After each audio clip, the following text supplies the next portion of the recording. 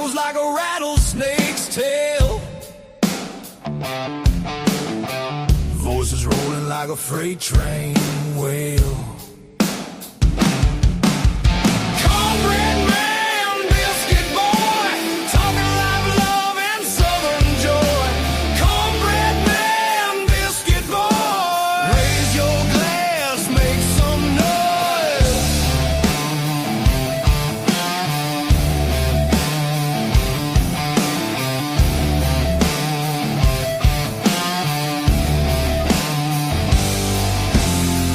Gravy drips in the southern drawl. Stories thick like the cypress tall. Radio rebels riding wild and free, shouting truths like a storm at sea. Hey, hey, can you feel that beat? Boots on the floor, fire in the heat. Cornbread man, biscuit boy, talking live love and southern joy. Cornbread man, biscuit boy, raise your glass, make some noise. Tells the dirt roads, whiskey skies that cut through the night like fireflies. Laughter echoes through the pines, two voices cross them county lines.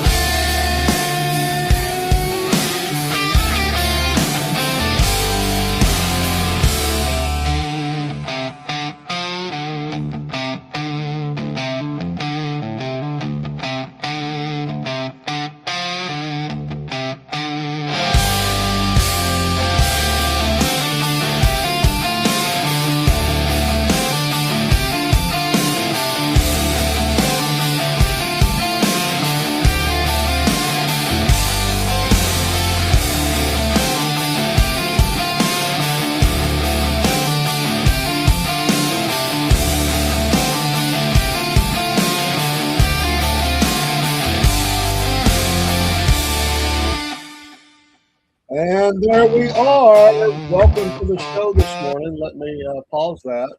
Trying to get everything off and up because we're running Podbean this morning as well. Yep. Good and happy Saturday morning. Thank you, Brother Morgan Neal, for the like this morning. I'm the Cornbread Man, and this is Biscuit boy. the legendary Biscuit Boy.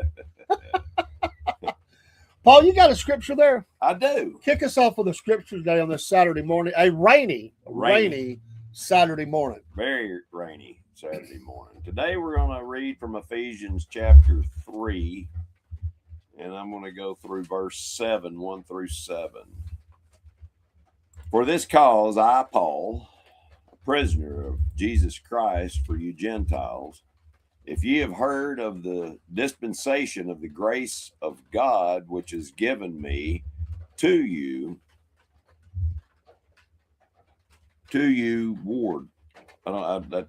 Anyway, how that by revelation he made known unto me the mystery, as I wrote afore in few words, whereby when ye read ye may understand my knowledge in the mystery of Christ, which in other ages was not made known unto the sons of men, as it is known, as it is now revealed unto his holy apostles and prophets by the Spirit, that the Gentiles should be fellow heirs and of the same body, and partakers of his promise in Christ by the gospel. Wherefore I was made a minister according to the gift of the grace of God given unto me by the effectual working of his power. Amen and amen. Amen. Thank you for that, Brother Paul LeBron. Appreciate Sure. the good word this morning. Yeah, Jerry. Well, actually, me and Paul, Biscuit Boy here, has been up for a long time. We don't sleep good. No. I went to bed really early. I was telling him I was probably up by 3:30, 4 o'clock. And I don't know if I ever closed my eyes after that. I might have dozed a little bit.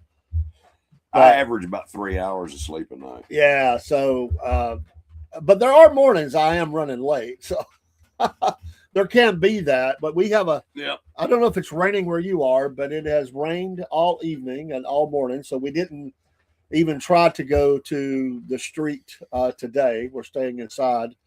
I have not, thankfully, they talked about some high winds and very heavy rain. I have not seen the heavy. It's just steady.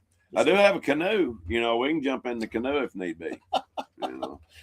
I'm hoping that's not needed this morning. Yeah, we'd be doing a show in a canoe in the middle of Market Street. Oh, that would be entertaining. Yeah, not.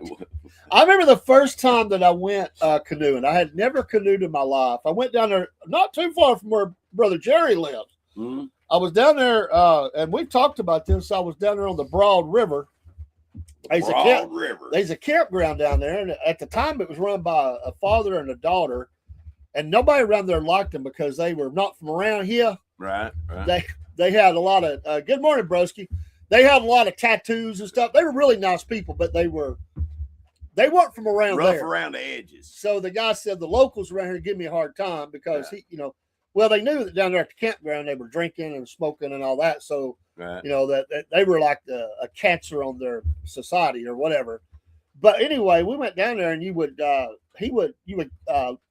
set off in the water right there where he was at the campground, and then that afternoon he would pick you up. So it's like a 6 to 8 hour journey. Right. Basically, you stop at every rock. You take food along with you. You just have fun. Kind of like floating the Hawassi. Yeah, exactly. Yeah. But I'd never been in a canoe, so I had to get used to that. And we had, you got to remember, guys, this is a long time ago. Some people were in kayaks. We were in a canoe. Our canoe got chosen to have the beer cooler. So you knew where I was going to say. Yeah. So they weren't worried about us. Like if we were going to flip or something, it was we had it strapped in. They were worried about the beer cooler. That's all they cared about. Like, don't lose the beer. So, period.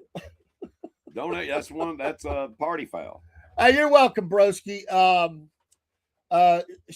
We really had a good time with her. Thanks to Miss Jenna for being with us. We will have her back, and her yard sign is in my yard. I said, go ahead. I absolutely want you to get that.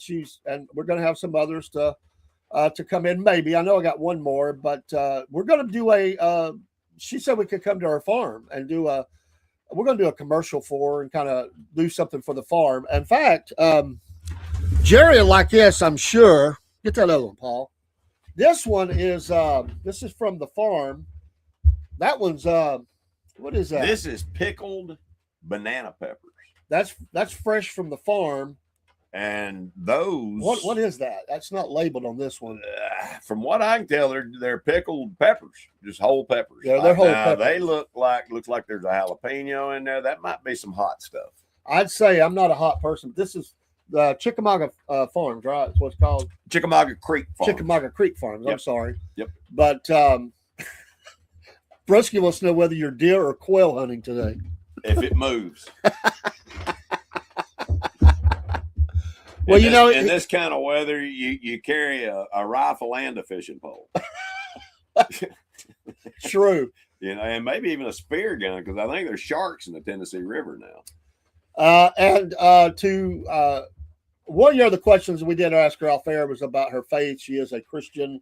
Don't know the denomination. Well, they're visiting churches in the area. Right. And she's actually going to my old church. Right? Yeah. Okay. So we did ask the question. I didn't want to do it on the air. I wanted to have, because we didn't cover that pre-show, and just give her a chance to do that. Yeah. That name, hippies. Funny. Hippies. I'm having trouble seeing these things. I really wanted to know if I asked her Patrick Hippies last name. No, you're good. Actually, that's a very common name around here, and a lot of turnip seeds are Christians, and there's actually some turnip seeds that pastor a church. So it's a very common name in Chickamauga. Very common. I've worked with at least 2 or 3 turnip seeds. I've known a couple of turnip seeds. Yeah. Even though she was not exactly from the area, he was, her husband being he. But they are going to church and looking for a permanent home. a little closer to home. They want one that's just down the road, which I get. You ever wonder how last names came about?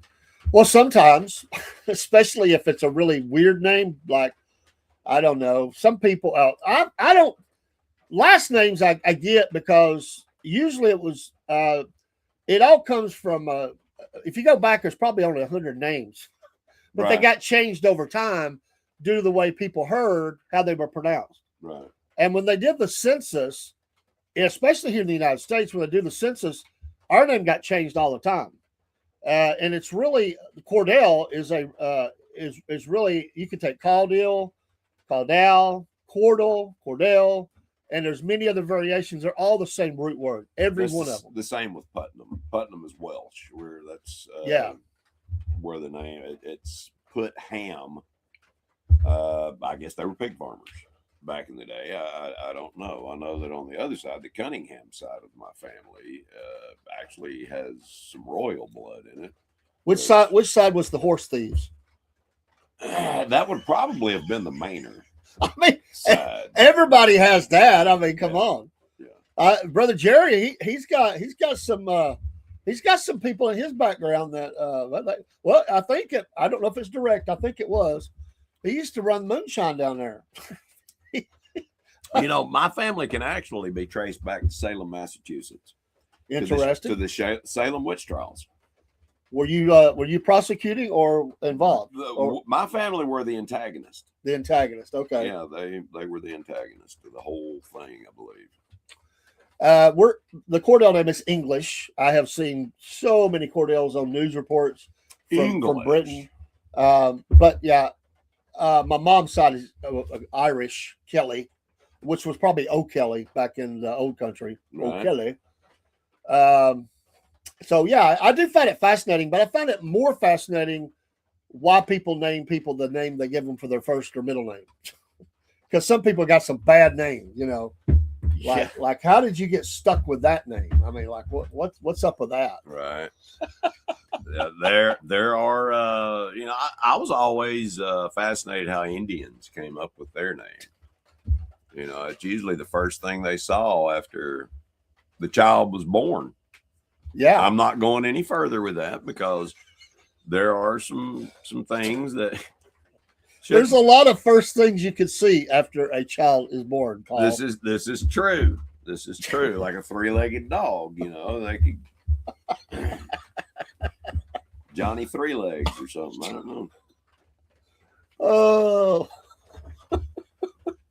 It's funny here in the South. And I don't know how it is around the rest of the country. But if you talk to people, most people, everybody says they have Indian heritage. Everybody. My great-grandfather was full-blooded Cherokee. Some do, some don't. Yeah.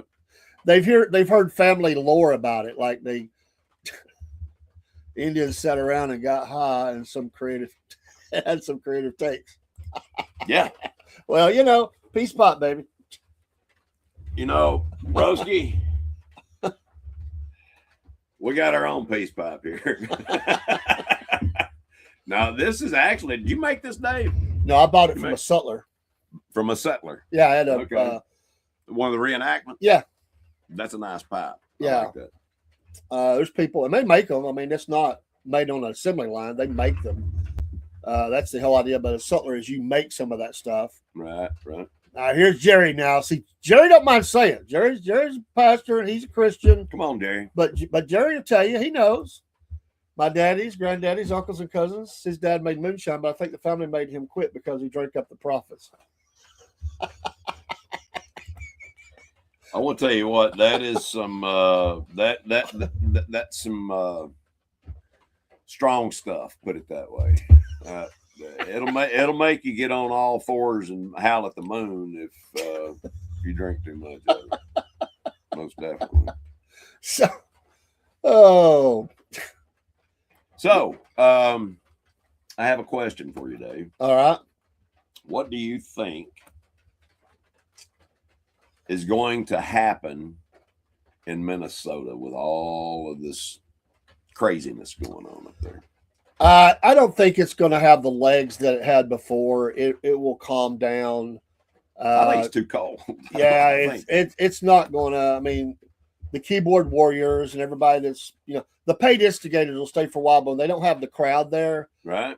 They'll still hang about. But once the money's going to dry up once they ain't been successful in being an instigator. Well, Laura Ingraham caught one of them. That was hilarious. But do you have a job? Ask her twice. Do you have a job? I'm getting paid right now. And Laura Ingraham went, thank you.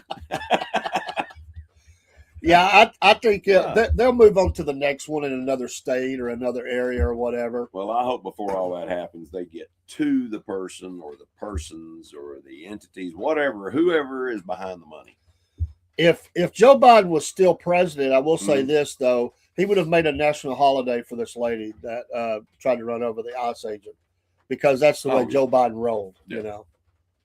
He is so hypocritical. I mean, to listen to him in his early days and to the rhetoric that he had today, same with all of them. Schumer in 2020, he was all over Trump because Trump didn't do anything about Venezuela. Yeah. Now Trump has done something. He's switched 100% completely to the other side. Yeah, broski, me and Paul were talking earlier. We were watching video after video, and it's these Caucasian, chunky white women, as you say, that persuasion that are always out there getting involved in this. I mean, it's and if you go, even the ones that are not criminal, just go online at social media and watch how many they're the ones pulling their clothes off and stuff. I mean, it's nobody wants to see that. Nobody wants. It's like constant. Every video. I mean, it's like, can my feed be filled with something better? I mean, it's like they just inundate you with that. And somebody needs to come up with a and a lot of them. There's a lot of them involved in true crime. They're not trying to create it, but they're trying to follow it. But they are obnoxious as I'll get out. They travel all around the country, and they do the same thing just from a different perspective. But they're getting in. They go and they are attacking, stand outside of families of the killer or the person they think's the killer or whatever, and screaming at them. And I mean, there's something about, I don't know what it is. It's that 35 to 45 or 50-year-old somewhere in there. And it's just, I don't know. I don't know how to explain it, but. How do you feel if one of those protesters, if you say you were there and one of those protesters laid their hands on you, what would you do? Well, I believe in the laying on of hands. I'll just say that. Me too. If you put your hands on me, you're probably going to get a broke orbital bone. It's on. I mean, you can scream and do all that. That's your freedom. And but you might need therapy. If you spit, that's a different matter. That's worse than hitting me. If you spit on me, that's literally worse than walking up and punching me. These wicked. Jerry, what do you think, Biscuit boy? Are you going to Bernie's brain too early? It's too early. Do what now?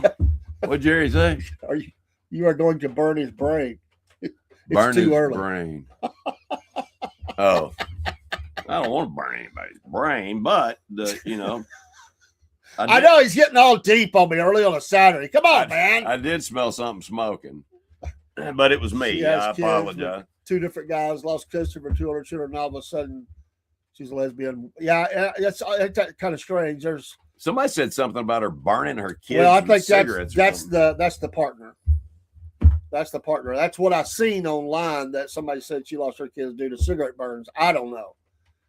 She looks like she has partial Down syndrome or something along those lines. Well, there is an odd look there. I noticed that even right before that happened, the look that she was looking at the ICE agents with, there's something a little off there. I'm not sure what you would call it, but they all have some sort of mental illness. Broski says this is what he do to somebody puts their hands on him: throat chop, kick it, choke slam. Well, I don't know that they have those. Palm to the nose. I don't know that they have those particular things hanging down there, but yeah. That's right. That's all it takes. What do I think? It's like you can see the little hamster in there just running, It's like. What do you think, Dave? It's like, I know he went there and I'm thinking, oh Lord, here it comes. I was trying to get my brain started up. Like, okay, he's fixing to ask me something deep, Like whenever he pauses, I'm thinking I either know it's going to be really funny or really challenging. So I have to kind of prepare myself for both, you know. Well, it takes me a minute sometimes. I've had too many concussions in my life. Well, I just figure it's like you're preparing to drop the bomb. Like, okay, boom, I'm going to give us today. And then see what happens. I like those. You know, they're like grenades. Or you just pull the pin and throw it over there and see how long you can hold it. Good to see you, Faith Walker. Good morning. How you doing?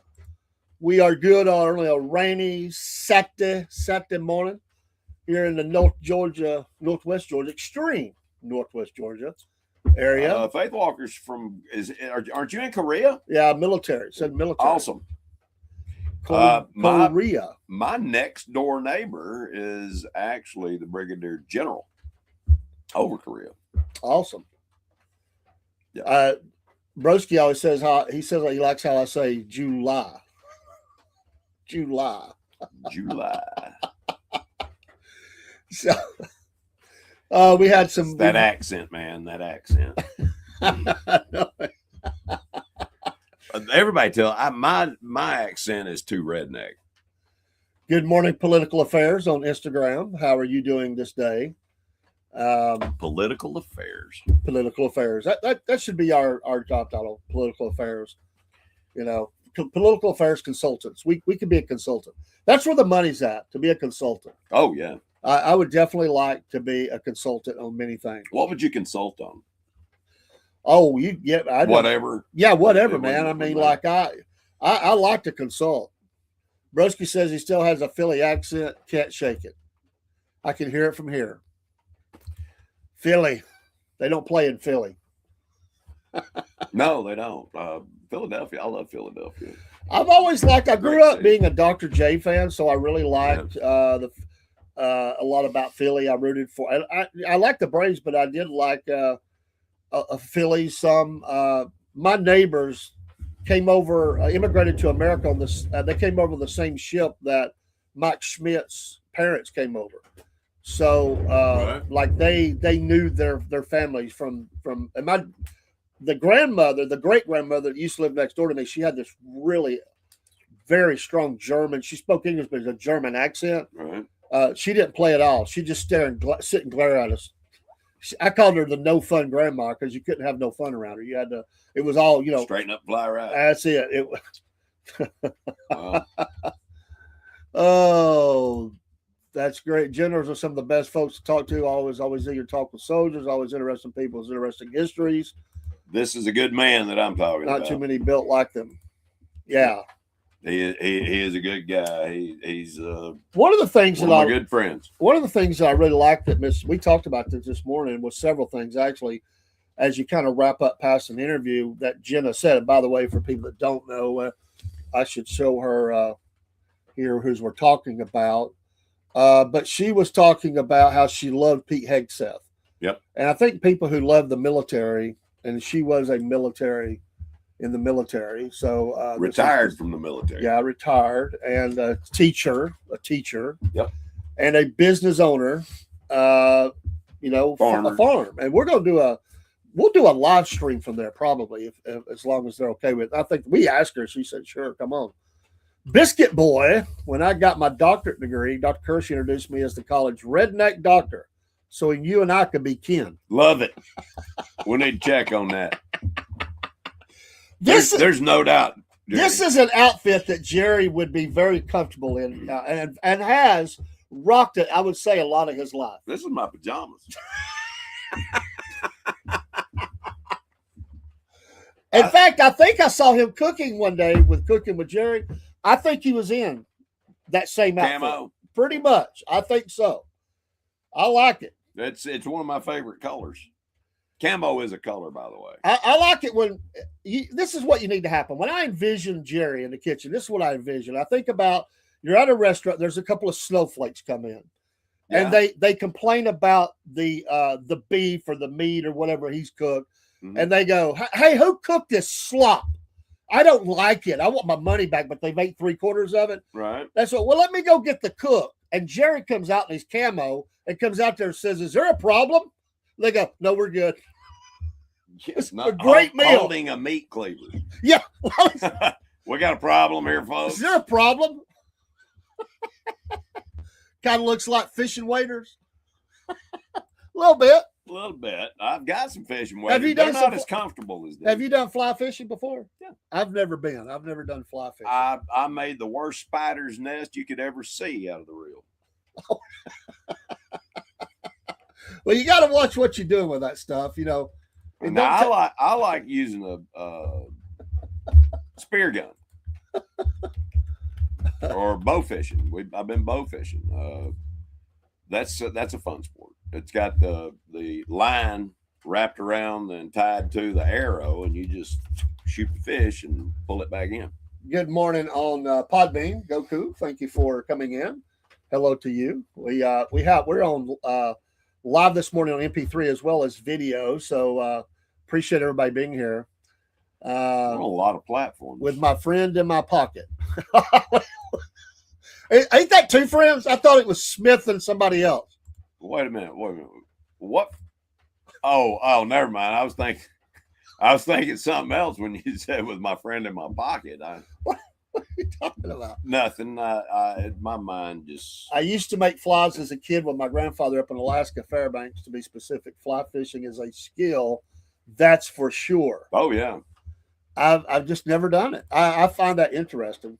Friend, have you ever heard of Frost Cutlery? You know. Oh yeah. Flies?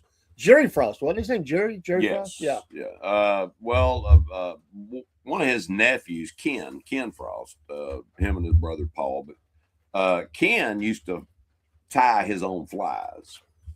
And I used to watch, and you talk about interesting. He had like magnifying glasses, and he would get down there and wrap those things up, and they were so pretty. And he would sell one for about $30.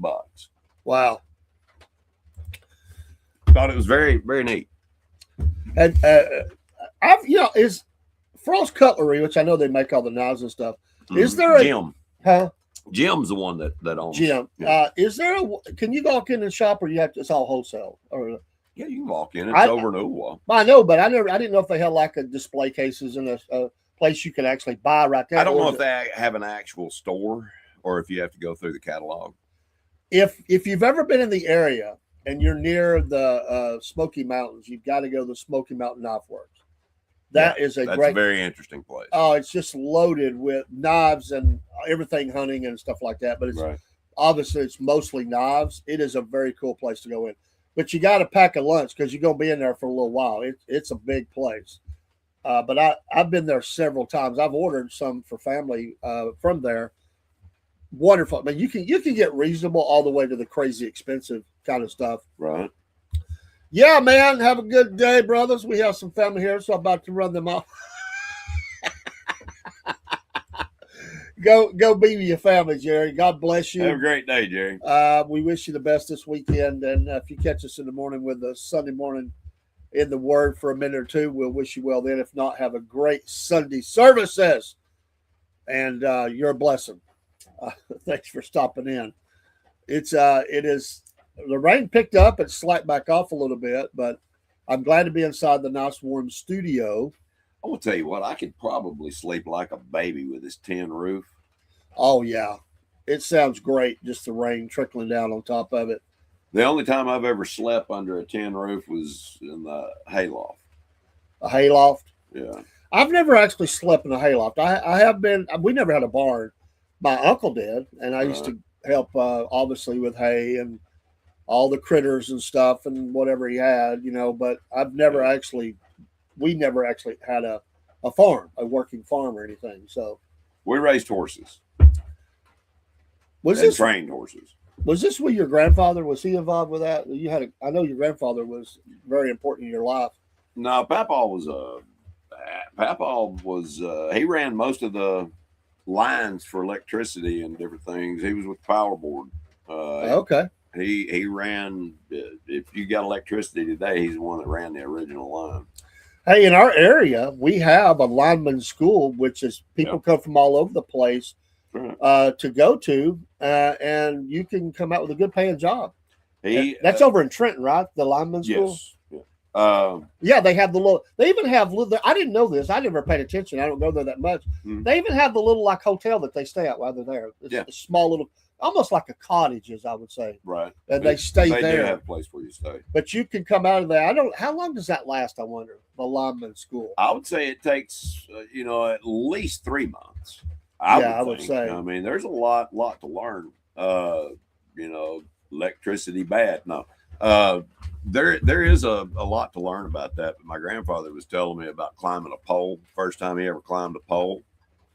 You got the spikes on your boots, and he said he was looking down, making sure the spikes got him because he didn't want to miss, and slide down. But you throw your belt up. Yeah, throw it up. And he said he put his spikes in, threw his belt up, and it went over the top of the pole.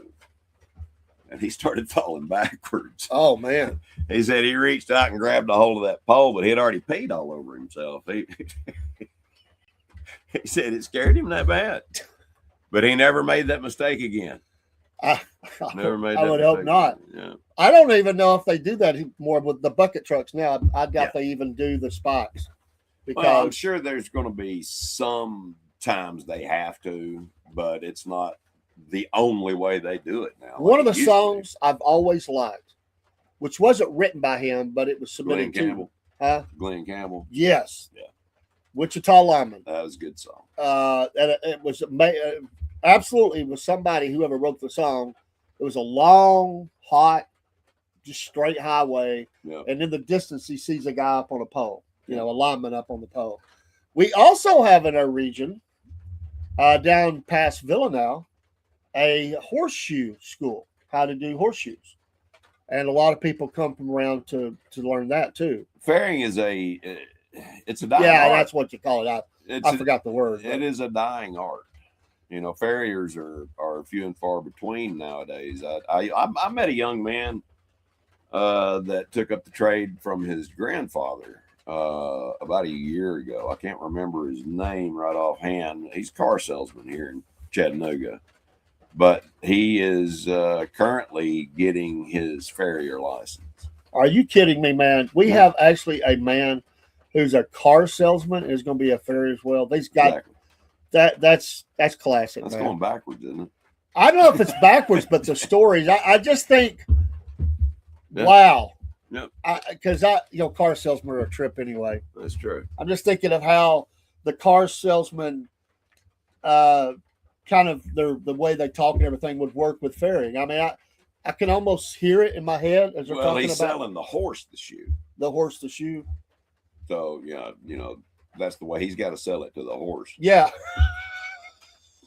So kicking the curb on some horseshoes. Yeah.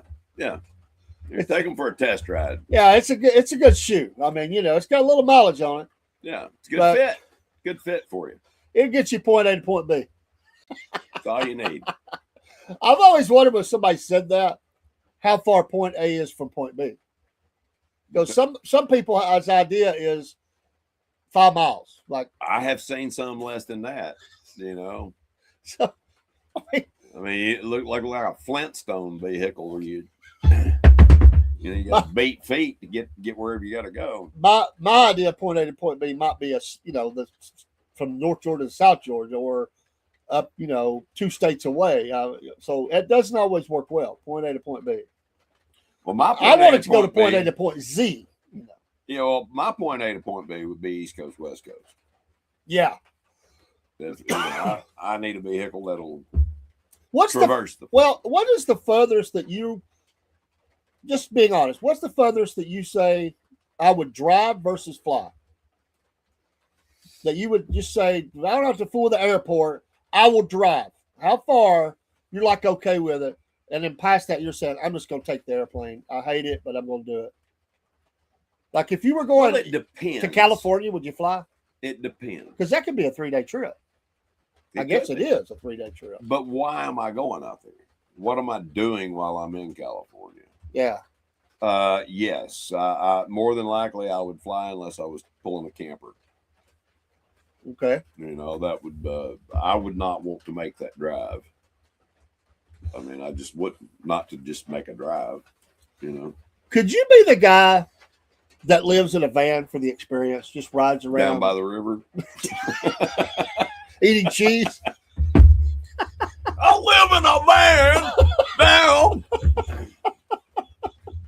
Yeah, that's become a thing, man. Like they refurbish the van. Right. They live in it. You know, they go on these adventures, visiting state parks, and hey, they've got some nice vans. Mercedes has come out with a crazy 4-wheel drive van where you can go just about anywhere.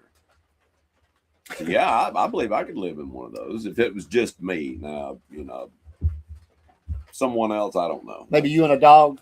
Yeah, me and a dog. You and Howie could do that. Yeah, me and Howie could do it, but I don't know that Jody and I could do it. Jody wouldn't. Jody needs more room. If you had the van, would you pull something behind it so you have a little bit more storage space or whatever, or just pull the camper, the RV, or you know, I don't know if I'd. The van seems a little too confining for me. I would probably pull a side by side, you know, a Razor or something like that, or maybe a Can-Am, depending upon where I'm going. Yeah. Possibly, you know, my Jeep, I could pull it behind there. But, you know, if it's 4-wheel drive, there's really no need for a Jeep unless you're, well, anyway, yeah. You can drive the vans around. See, like when we go somewhere, I like being able to drop my trailer off and then I've got the truck to drive around. Yeah, I've watched a lot of people. There is this mobile army of people that don't live anywhere. They live everywhere. But they live everywhere, yeah. And they look for Walmarts to stay at overnight for free. Well, there's a lot of places, especially up and down the coasts, you know, where you can boondock. You know, there's farms that'll let you pull in boondock. And that's what they call it whenever you have no electricity or sewerage. You know, you just boondock. You're just there. The only way you would have water is if you have potable water that you keep in a tank. Are they charging them or just letting them? Free. Just letting them stay? Stay for free. Only a couple of nights. You know, this is while you're traveling. You can pull in, stop somewhere, stay the night, and then get back up and hit the road. I just wouldn't want the what's that group of people used to run around? The Grateful Dead community to start showing up, and you know, deadheads. The deadheads. You know, about 30, 40 deadheads show up one night. Hey, we're gonna stay here, man. You got any lettuce? Did you say lettuce? Lettuce. True story, man. I was at Food Line in East Ridge one time. It's the devil's lettuce that they're talking about. Yeah. Well, and I don't know. I went over for something, and I hear this guy behind me. He's going, "Man, check out the tomatoes, man." Another guy's going, "I got a grapefruit, man. Look at this grapefruit." And I look back, and they look like those guys who was on that Star Trek episode that were playing the funky music that Spock played with them in the band. Nicks. That's what they were, 60s guys. Yeah. And I'm like, what the heck has walked into my store? Like, who are these people? Wow. And that's fine. When I left, because they were like holding up to the light, and they were hollering at each other. Like they were oblivious that anybody was around. Well, they were on I LSD go outside, or eating mushrooms. One of the two. There's like 3 car. You had a bus, right? That was all psychedelic. You had a van, and then I think you had like a station wagon or something. They were in a convoy going down the road. Well, I wonder where they were headed. There ain't no tell. Got a hippie. Honestly, I think at that time Grateful Dead was still traveling, touring. I think they were headed to Atlanta is where they were going. They were definitely I've been to 2 Grateful Dead concerts. Ever see a camper trailer Ben Affleck had in the movie The Accountant? Yes, I would love to have one like that, especially with the artwork and gold and things like that he had on that bugger. I have not the seen guns and it's pretty cool. I think it was an Airstream, wasn't it? Wasn't it an Airstream, or am I thinking about a different show? I think it was an Airstream. I think I've seen that clip, and I think it was an Airstream, if I remember right. Yeah. But I don't get Airstream. They have no slides. They're really mod looking, and they're cool, but they are so expensive. They're ridiculously expensive. Yeah. But I have more amenities in mine. Mine's just a small camper. It's just a 30-foot camper with 2 slides on it. And it's plenty big enough for me and my wife and the dog, a couple of grandkids. What I would like to be able to do, of course, you'd have a little bit of money, is to be able to go to a place. I guess you can if you have money, to design it from the floor up. Because no matter what you have, there's always something that you wished was a little different. I'm sure in yours you wish there was probably something you may redesign it one day. But just made for your ideas, what you want, where you want that lounge chair to be, how you want the bed done, how it's all arranged. I would like to be able to go in and piece together and design up what I would want, just made for me, how I like it. Because everybody's different, Yeah. And there's a lot of things that they're coming out with now. They've got washers and dryers and these things. Some of them have tubs in them. Yeah. We've got a walk-in shower that is, big enough for 2 people. They have the sides that go out. Do they have the tops that go up, make more headroom? That would be a good thing to have. I know on some small campers they have the pop-ups, but as far as your everyday, camper, no, they don't. Now they have made 2-story campers.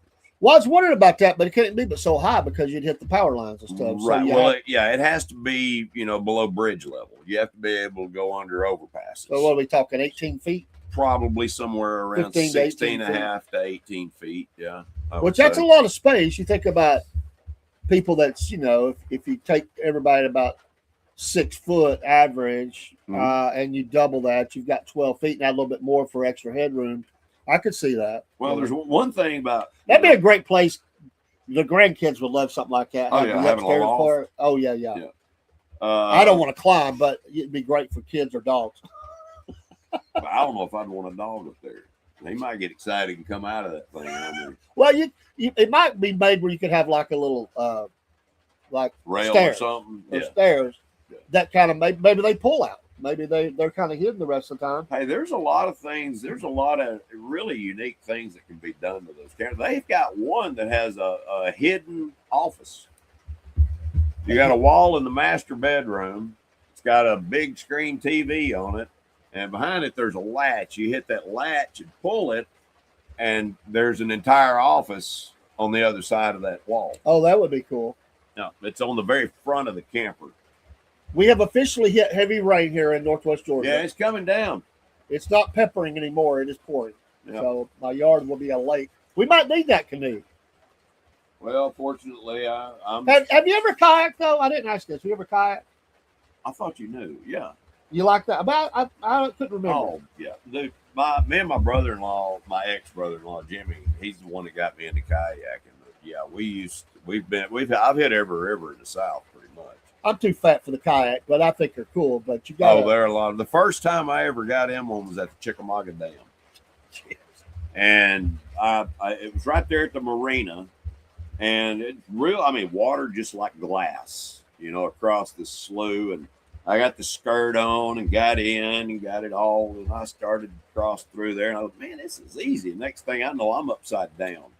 That's what would scare me, man. Well, there's an art technique, to flipping yourself over. And you have to go the exact opposite way, and use your hips against the paddle. But once you learn how to do that, you're fine. If you don't know how to roll, you don't need to be in one. Right.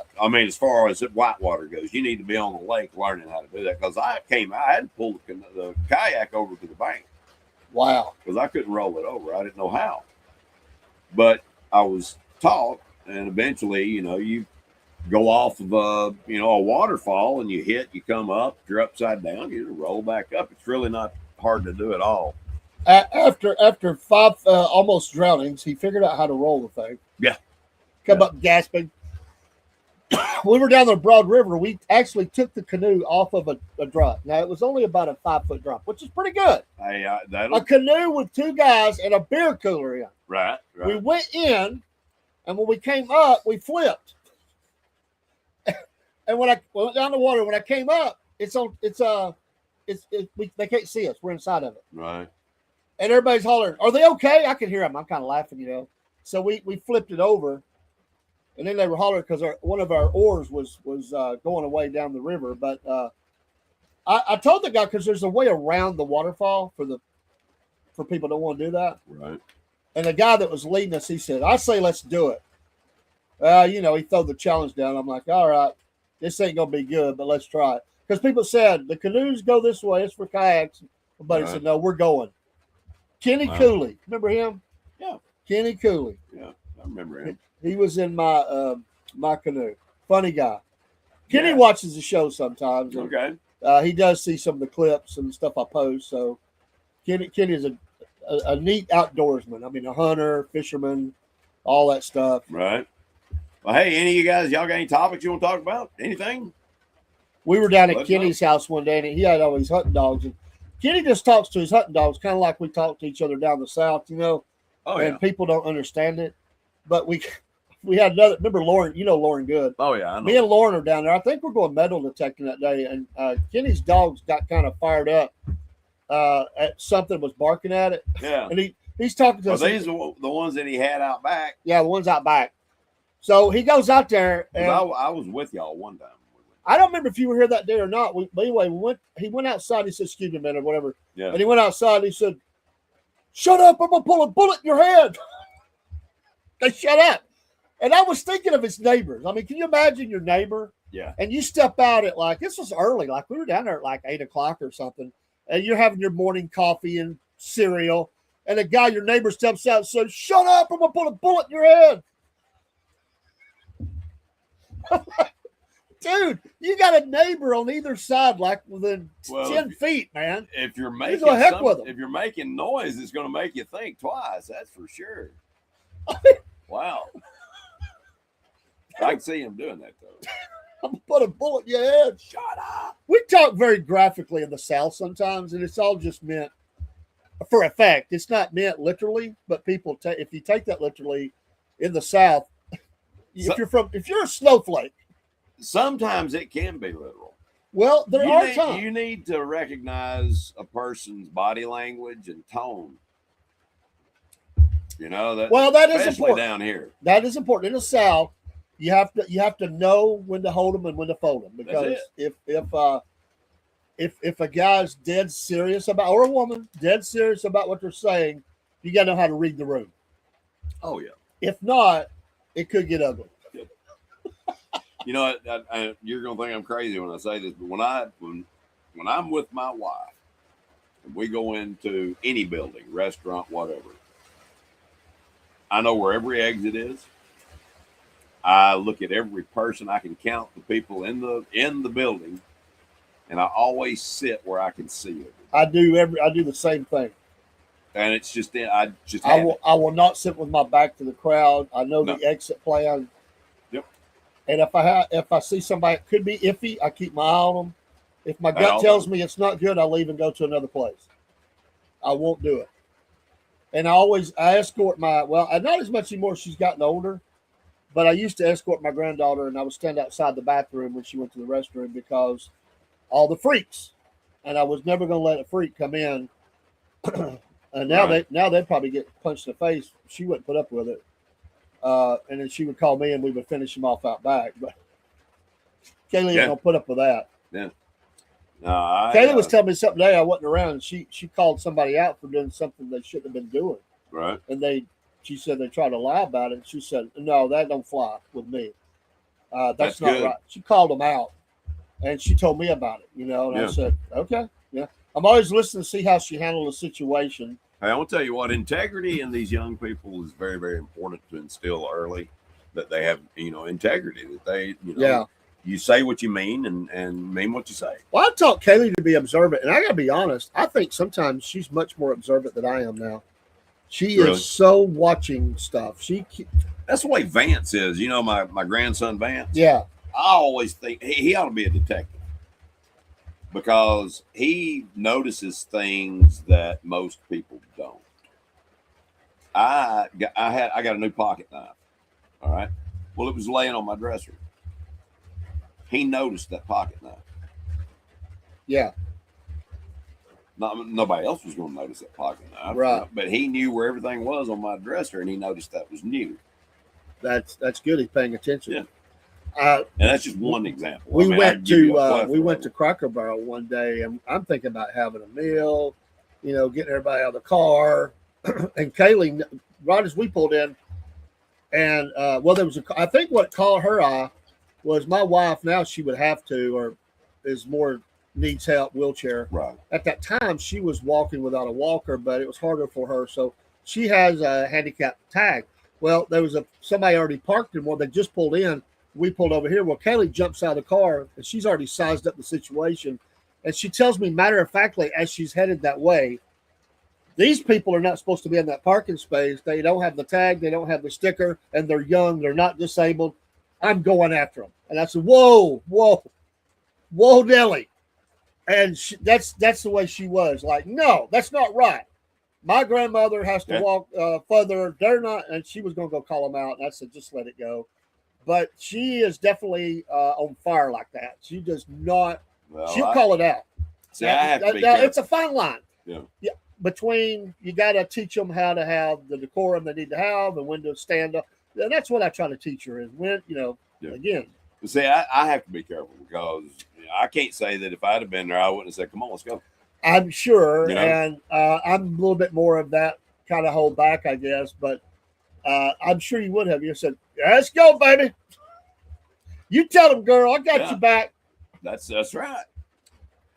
And I have a bad habit of doing that. I have to be very careful. My wife has, she's calmed me down quite a bit. I mean, she really has, not with a nose ring or anything else, but, she just. So let me give you a scenario. This is great. I'm glad you brought this up. All right. So let's say that you were driving down the road and somebody cut you off and made you stop, and they flipped you off and told you to, told you were number one because they didn't like the way you're driving or whatever. And then they took off. Are you going after them to respond to that, or are you just going to flip them off? Or are you going to say, bless their heart? They would receive a pit maneuver within 2 minutes. I kind of figured. I will tell you what, a guy almost killed me when I was maintenance director for Life Care Center of America over in Red Bank. I was going to work one morning. I lived in Ooltewah, and I was going to work. And this guy had been trying to get around me going, up 24 the whole time. And he finally comes around between this car and comes over and almost puts me, I almost hit a bridge abutment head on. Yeah. Wow. I chased him all the way into Red Bank and I cornered him in a parking lot. And how he got away from me to this day, I still don't get it. It was God did it for him or for me. For both of you. For both, yeah. Yeah. But, if I'd have got my hands on him, there's no telling what I would have done. But if my family's involved, that's a completely different story. I'm not going to put them in harm's way doing something foolish. I'll tell them to get out of the car. There's a guy we used to work with. Him and his wife were leaving a concert downtown. And this guy come up begging money. And he told him, go on, we got nothing for you. The guy went up and would ask the wife again or something. He said, she said no. Or he said, go on. And the guy reached out and I think grabbed her arm or something. Mm-hmm. He'd come around that corner of that car. I would say he was probably unrecognizable after the beating he got. And then his wife was like, you shouldn't have hit him like that. He's like, he shouldn't put his hands on you. It's true. But I could still, he wasn't a violent guy, but this guy wasn't going to take no crap. Wasn't going to take no crap. I feel the same way, and it doesn't even have to be anybody related to me. Anybody puts their hand on a woman, oh yeah, I'm going to step in. I've done it numerous times, and I'm not going to stop. I'm getting to the age now. I stay in pretty good shape, but I don't fight like I used to, and I think I'm more dangerous now because I don't fight like I used to. Whatever I do is going to hurt a lot worse. This isn't sport anymore. So don't mess with the fam. No. Folks, this program is brought to you by several things. One of them is our Wolf Nation coffees.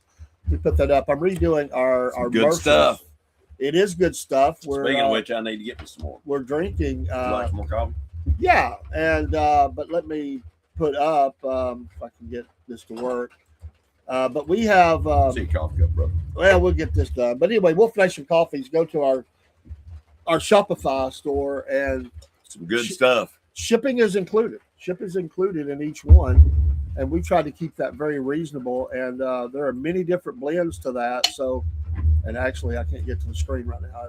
StreamYard's wanting to be aggravating. But anyway, on the screen behind me, you can see that QR code. But Wolf Nation Coffees will also have Mammoth Nation promo code, and promo code for the Wolf for our coffees. You just use that. But if you go to Mammoth Nation, it's Cornbread. You go to the Hodge Twins, it's Cornbread. Six bean. Yeah. There are so many different blends to choose from with this coffee, and I haven't had a bad one yet. Is that what we're drinking now? Well. Is that what we're drinking right now, or is that no? This is. I've had that though. Blend. It's really good. I the love Cowboy is the best that I've had so far. I love the coffees. They're great. Yeah, they are good stuff. Good stuff. Yeah, we've got Fruit Hero. That's a new thing that's just come on board. We're which will keep your fruits and vegetables, keep moistures out of your clothing or shoes or whatever. We've got all kinds of things. Yeah. I've still got to redo our commercials that they'll be playing, but they're an Australian company, aren't they? They are an Australian company. We also have the Dubby energy drinks. Southern Fried is our promo code at Dubby. No sugar, no jitters, no shakes, no crash. This is amazing stuff. And I am going to get me some water, taking me to security tonight before I leave the studio today. But we're blessed to have so many different things we're involved with. Our store is going to be coming back up. It's actually still up, but more. I've been promising them. I'm working on different ones. I just haven't loaded them up yet. Logos, sayings, and things that we'll have for the podcast. Either behind Cornbread Nation, Wolf Nation, Southern Patriot. We're having fun, and we appreciate your support. It means a lot. Like, follow, definitely. Share the show out. Those are all good things that can help us. Paul, and it's just we appreciate the time that people give us. You don't have to give us some of your time is a blessing. Broski really says, have you ever seen or heard of a guy getting beat up because his woman is running her mouth to a man, and that man chose to beat her boyfriend instead?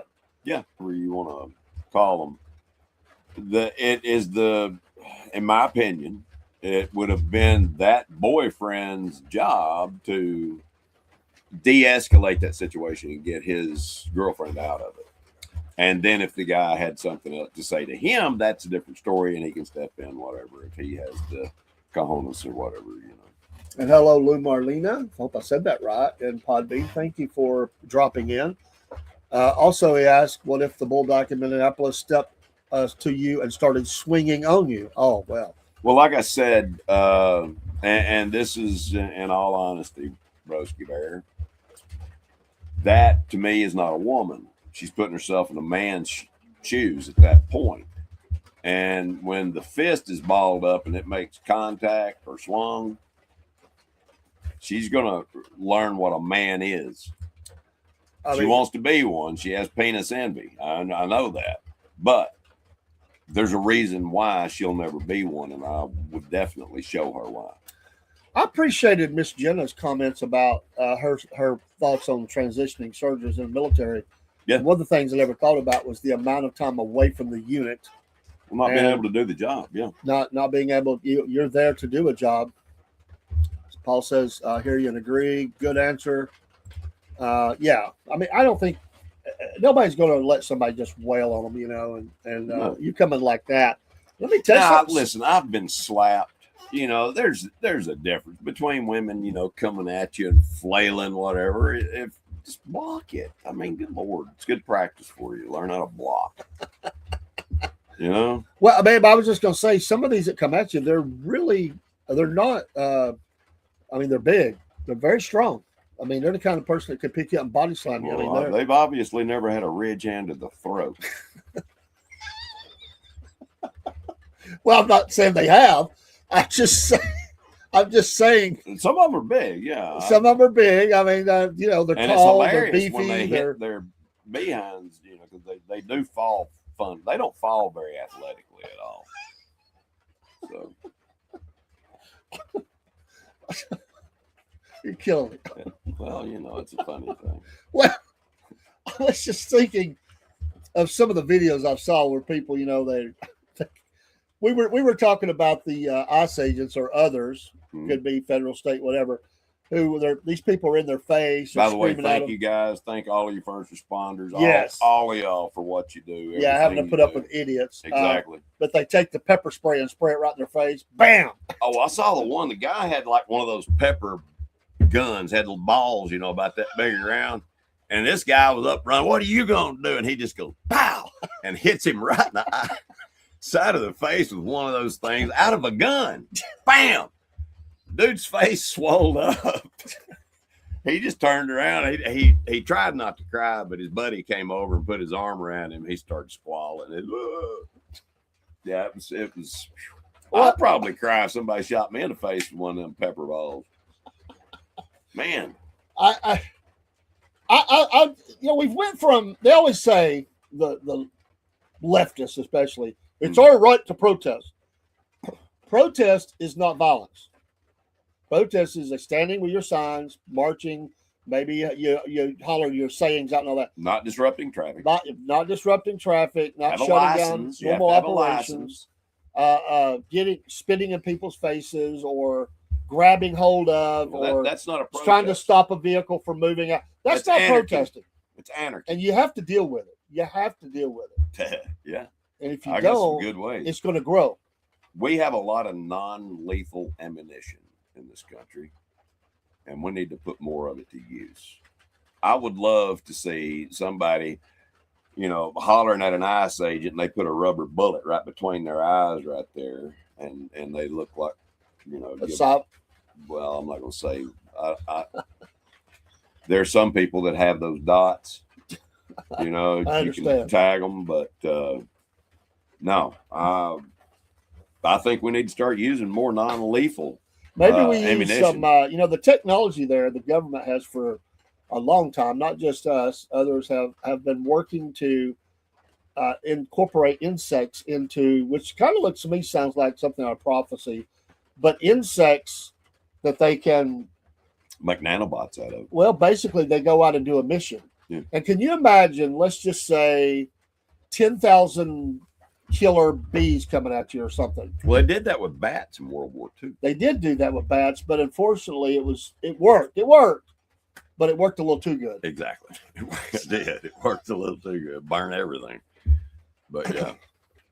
Protest is great. Wearing gas masks and stalking people for blocks and prohibiting people deserves a stronger response. 100%. Listen, agree. Wearing anything over your face, a mask, bandana, agree. Whatever, should not be permitted in a protest. You're trying to hide your identity.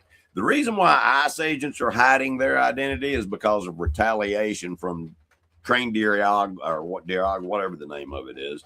Whoever, the cartels. Yeah. That's the reason why they're hiding their identity. And that's what these morons don't understand. Always carry POM pepper spray and either a 45 or 9mm. I got a 40 cal that I carry. So nowadays you have to. Thanks for the likes, by the way. Remember who you are, Yoga. I like that. And Vernon Howe, thank you for stopping by and giving us a like. Those things help. They do help. We appreciate it. Let's us know at least something we said was okay. Thumbs up. Yeah, we want to, Rumble, sometimes they give us a thumbs down. It's okay though. I don't care. It's kind of funny, Dave, I just like getting on here and having conversation. It's just fun. It is fun. And if we do something that lifts somebody's spirits, praise the Lord for that. You know what I mean? Send us some fan mail. We had excellent fan mail this week. I mean, we had spider monkey support animal. We did. We had the rescued wolf that only ate red meat, right? Or raw meat. Raw meat. Sorry, raw meat. And because there's a lot of humans don't eat red meat. And then we had what was the other one? Billy Ray. Where was Billy Ray from? Was that West Virginia? No, West Virginia was the wolf. I think Billy Ray was from Sand Mountain, wasn't he? There was one from Sand Mountain, one from Woodville, one from West Virginia, and one from Bubba. But see, we had two Rays. We had Billy Ray and Bubba Ray. Yeah. Billy Ray Bubba Ray was from Woodville. Yeah. And he was upset about the Tennessee Vol talk. Yes. Because we were trashing on Tennessee Vols. So. And he said that the Vols were going to be they're going to win it all next champs. Year. By the way, Indiana. Oh, yeah. Thank you for the beatdown you put on Oregon. The Ducks are done. Dude, by halftime, the Ducks were done. Destroyed them.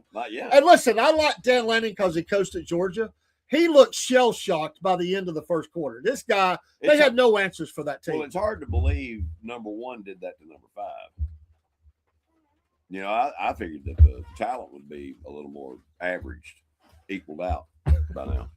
Thank you for the comment. I mean, I probably But I'm really glad both of you linked up. The quality of the show has improved big time. Thank you for that. well, thank you, broski.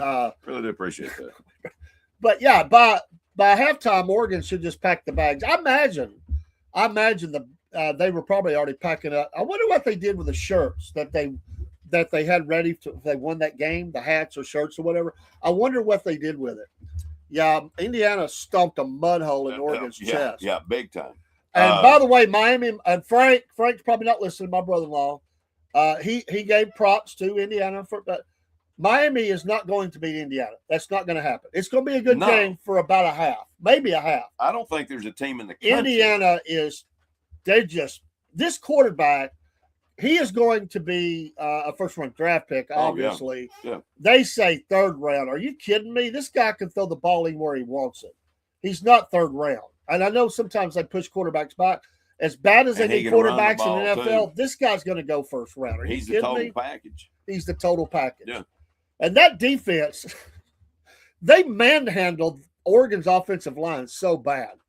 I mean, it was a mismatch. It looked like sumo wrestlers with elementary school kids. Yep. I mean, that's what it looked like to me. Like they're just picking people up and moving them. And the coach is not to be messed with. That look, that's love the look on his face. That guy looks like he should be the general. I know Dan Raising Cane. I like him. He looks like he should be a general, 5-star general.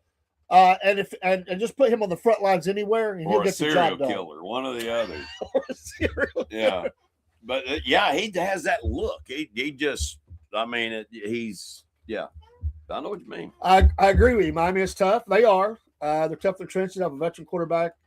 They don't stand a chance, though. But Miami does not stand a chance against Indiana. I am glad that Carson has redeemed himself because Georgia fans have been so hard on him, and he's made some money. He'll get drafted. He's got a good arm. Indiana should win. I agree. Mendoza will be the first overall pick by the Raiders. That would be a good pick for them, brother. That would. There's several teams need quarterback. Several teams, and probably a couple that should fire or get rid of their quarterback. Hello, Atlanta Falcons. What do you think about Harbaugh being let go?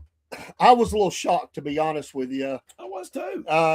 He has proven himself. I realize they underperformed the last couple of years. Right. They have had injuries though, and some of that, like Todd Monken from Georgia, everybody brags on. He's a great coach. He was the coordinator. So if you're going to blame the offense, and he said, you got to blame me. I'm the guy that ran the play. So I hate what's happened. But the buck stops here. And so you got to answer for that. Harbaugh will be the first coach to be hired, and he's just got to field all the offers, but people are coming after him now. Oh, yeah. And if you haven't interviewed him, you better hurry because somebody's going to throw a bunch of money at it. If they haven't already. I'm not a big fan of the Harbaughs I want to tell you what. People, they're kind of weird to me.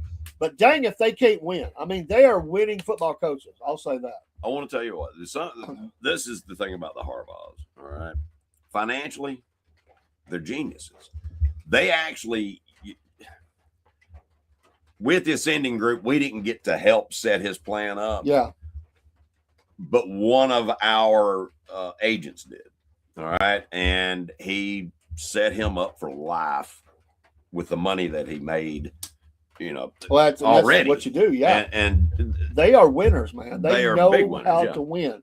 And I don't mean what I'm saying. They're quirky. It's there's some things I can't say right now. That's the reason why I'm struggling. No, because of the way, like especially one of the way he dressed. He had he's kind of funny, But they're winners. They're absolute winners. Good coach. I'm still really shocked that the guy left Michigan, man. The other brother. But he wanted to go back in the NFL and prove himself. And they're winners, man. What do you say? I mean, he will be.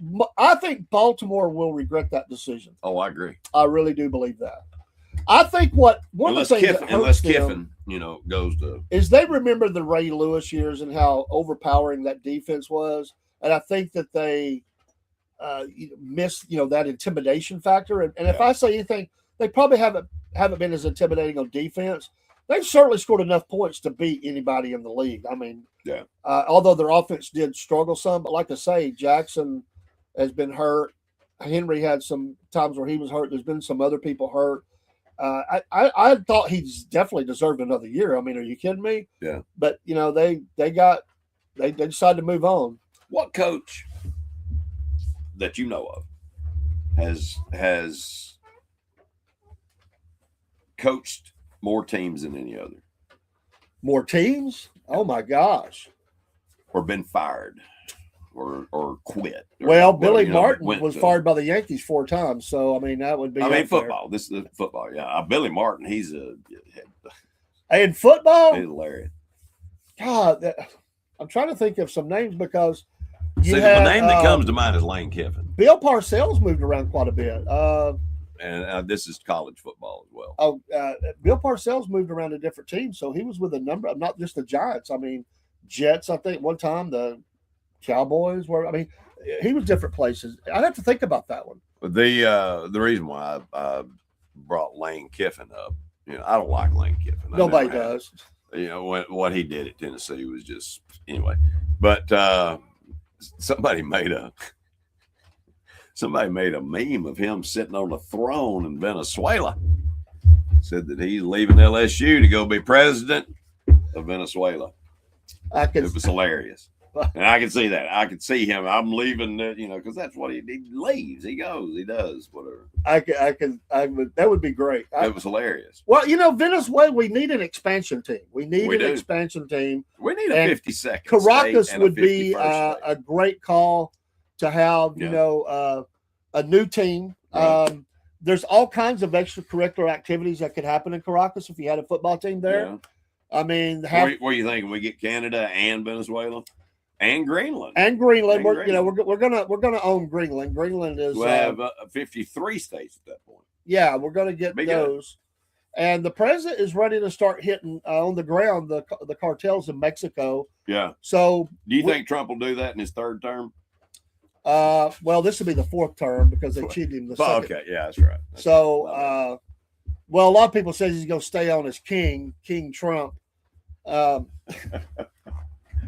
sorry. Can you just imagine it? King. Listen, Trump. Just playing satire. So can you imagine we have an election and what's that idiot out of California? The governor Newsom. He wins. Let's just say we're just having to pretend he wins, and they're at the ceremony to change over, and at the last minute Trump says, "Not gonna do it.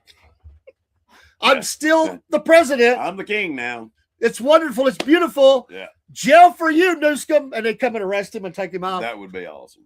How many people would be? Yes. I would love it. I would love it. That would be cool. Or Tim thank you, sir. That's a good one on Wade Phillips. I forgot about him. And these were great coaches. Wade Phillips did go around quite a bit. Wasn't he with the Oilers last or something like that? Well, his daddy, I don't know if he ever coached the Oilers. His daddy. I thought Wade Phillips coached the Oilers. Well, he may have. Bum Phillips was Saints. That's who I'm thinking about. He was Saints, so I don't know if he did the Oilers. Wade went around, though. He got around a lot. You're right. I'm thinking about Bum Phillips. And I like Bum Phillips. These guys were good coaches. It's just, you're there for a while, then you do good, and then you have a couple of bad years, and they move you on, and you go to another team and build another team. And so you do get that. I think in the future you'll see this a lot more. I think you're not going to see long-term coaches in most places. I think the fans just get tired with it and everything. Right. Oh, yeah, that's a good call, too. I forgot all about him. Marty Schottenheimer, 4 teams, Browns, Chiefs, Chargers, and Washington.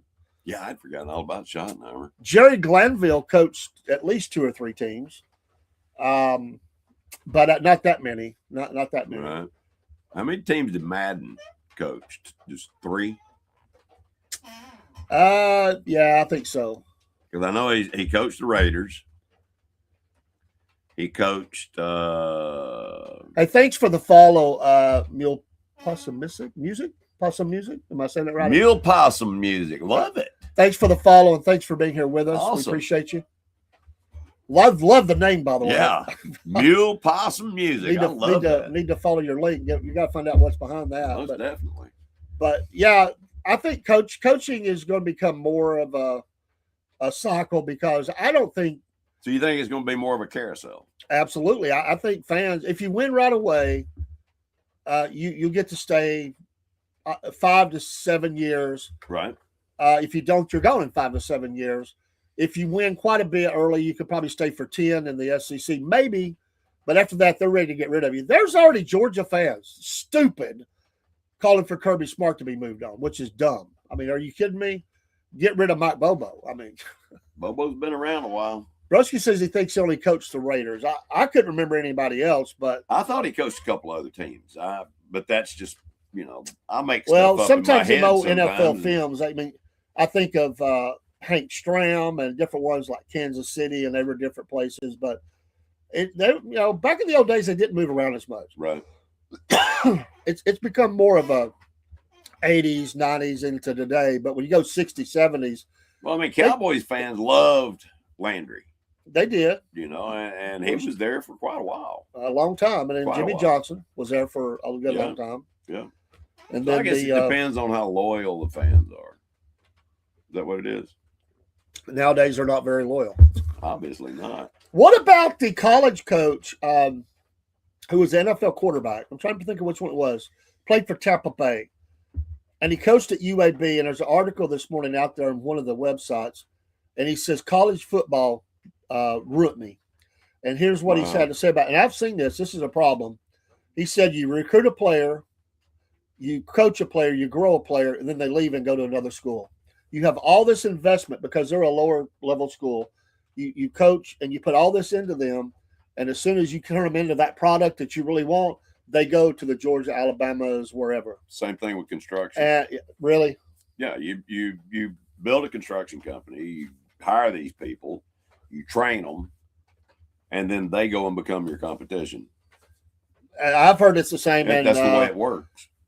Ladies who cut hair, like you. Oh, I'm sure. You bring somebody and you make them successful, and they get their client base up. They just go off and start their own business. Take all those clients with them. Yeah, there's a lot of cutthroat businesses out there.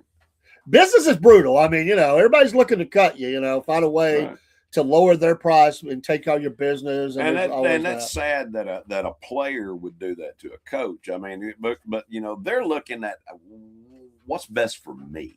Well, and the coach should be doing the exact same. It's money. Money is, and they're looking for the paycheck. It makes the world go around, from what they say. God is good.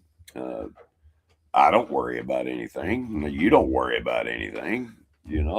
God takes care of these things. And all right, broski, you get to brag a little bit. You got to have a backbone, though. It's going to be the third year in a row. Yeah, they're going to win the national championship. 3 different teams. The power has shifted. All right. I can't say nothing right now because they got put up or shut up. So right now you get talking about the national, you get to bellow, but the SEC will be fine. Oh yeah, we will take care. Hello, Dean Potts. Dean is getting better. I talked to him and his mom. I'm glad you're feeling better, bro. By the way, we didn't do the racing and sports show last night because we just couldn't quite get Dean in by video. We had him. I could hear him. We'll get him. He couldn't hear me, so. We got to do a couple of, when he comes next to the studio, we're going to have him bring his laptop phone and we're getting him all dialed in and everything. So when he has to come in by remote, yeah, he'll bring his studio to the studio and we'll get him all fixed up and get him where he's done. So, but hey, maybe you just needed the rest anyway. Maybe God said, you know what, Dean, I'm not going to let you do it tonight. There you go. Speaking of someone who can kick some Dean is here. Dean is the man. Dean. Hey, also, we have, and we soon will have, but we have a racing Facebook page. We'll still be putting all that on the regular pages, but we do, and we have 2 other Facebook pages, which one is called the Southern Patriots Podcast or Southern Fried Patriots Podcast. And we're going to have another one, I believe. We're going to have Wolf Nation. We'll also have one. We have one that's just for the racing. That's all we're going to put on there, which is the SFP Racing Hour. It's out there, and you can find that as well. We'll be posting the links. Dean says he's ready. You mean you're ready to kick somebody's butt? Or ready to broadcast? He's always up for that. He's born ready. Oh, he's a Bubba fan. Bubba fans are born ready. You know where Dean's from, don't you? Dean is from Las Vegas, man. I thought he was from Wishing Man Woods. I don't know, but I think Wishing Man Woods. I think he's a Rossvillian. Yeah. I think. Ross Vegas. I mean, he still is a Rossvillian. I think he was born, bred, raised, everything right here in Rossville. All right. The great metropolis of Rossville. It is. It's an amazing place. It really is. If you've never been to Rossville, you need to ride through it. Carry a pistol. Be prepared. I just made some people mad, and I got pulled over in the projects over here a while back. No, speeding. Cop walked up and he said, "You want to tell me why you were doing 75 and a 25?" I said, "I'm in the hood." He said, "That's the best answer I've ever heard." It's like, yeah, mess with me. He said, "Do you have a gun on you?" And I said, "No." He said, "Stay right there. I'll go get you one." That is a joke. I heard that from a comedian, but I thought that would be a great response to somebody, to a cop if you were doing that. Yeah. What do you mean, go slow? What's the worst thing any of y'all have ever said to a cop? Since we were talking about cops and them, being mistreated and everything, what's the worst thing you've ever said to a cop? I don't think I've ever said anything out of the way to one. I just on it because I've never had that much dealings with the police actually, other than just in the public, right? Not in an official capacity. A couple times I have, right. The only time that I ever and it wasn't. And I told this story. I got pulled over because I was trying to get over on the interstate. We left church. I've told the story. I'll say it quick. We were you have to get over because they had the lights on. Well, I couldn't get over at that moment. So I was slowed. And while I'm slowed, he lets the car gets on out. He's just sitting there. Mm-hmm. And so there's traffic, but I just went on. So he chases me down, pulls me over, comes up on my wife's side. And he's just railing on me about the law. And honestly, at that time, I didn't know about the move over law. I didn't. It's not in a way you're supposed to know the law. It's not a response that they like. So I said, I didn't know. Well, you're supposed to know. So I said, well, yes, sir. So anyway, he just kept going on and on and on. And we're right on the side of the interstate. I mean, traffic. It's right before you come up on the Cloud Springs exit. There's not a lot of. No, there's not a lot of room there. Not a lot of room, and he's over here, and he's right here at my wife. I didn't like it because he was right there bellowing at me across my wife. I understand why he's around there for safety, which is still not safe. But he's, my wife is like, what the heck? So finally I just said, hey, are you going to write me a ticket? He goes, I haven't decided. You're just going to hold on for a minute or hold your horses or something like that. And I said, listen, I've heard about enough. I said, your job is not to bark at me and just keep barking at me. You either write the ticket or you let us go. Or I want to talk to somebody else. Am I under arrest? And he said, get out of here. And I said, I will. Yeah. That was the worst. I don't treat people bad, but I had one walk up to my car one night, and I knew he had nothing. I mean, nothing. Yeah. I was going 2 miles over the speed limit. And he walked up to the guy. He said, "You know why I pulled you over tonight?" I said, "I guess because you were bored." And he did not like that, but he also didn't like the fact that I know the chief of police really well. But it's like, yeah, I don't do anything really to break the law. Yeah, but I know so many police officers that just don't worry about it. I've known a few. Now, I did get a ticket. I don't know if I told you. I got a ticket. I got to go to court here in the next few days. Today's what? I got to go to court Monday.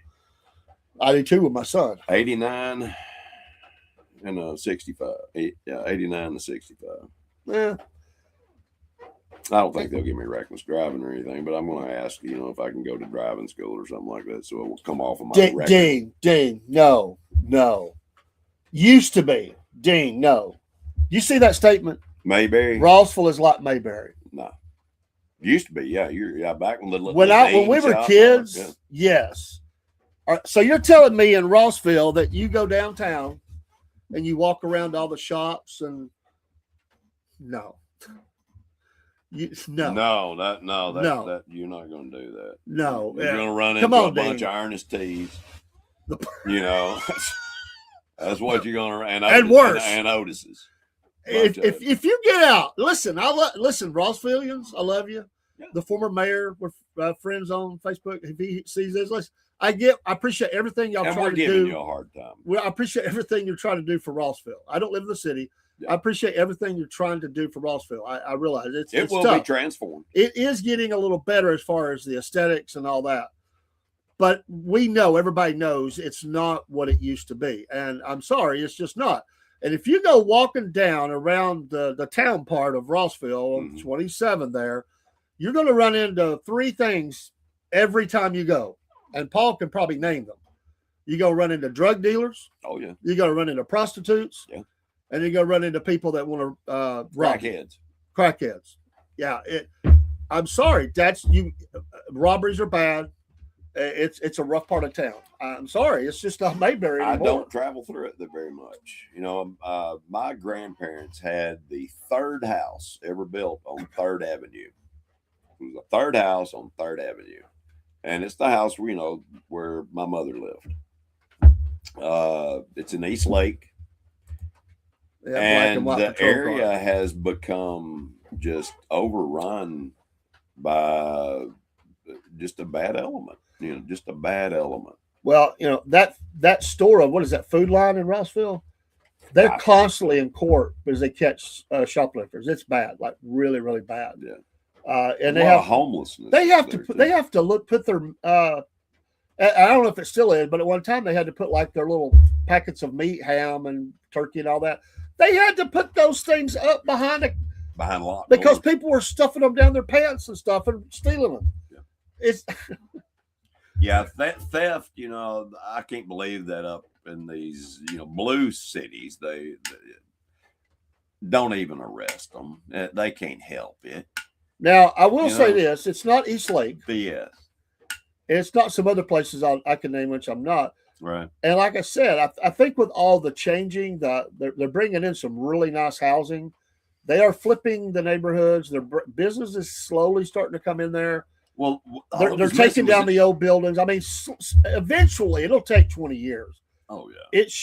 I don't know that it'll ever be that way again, because I'm going to tell you the problem Rossville has. The biggest problem Rossville has, they can't fix, and that is Tennessee crime coming over the border into Rossville.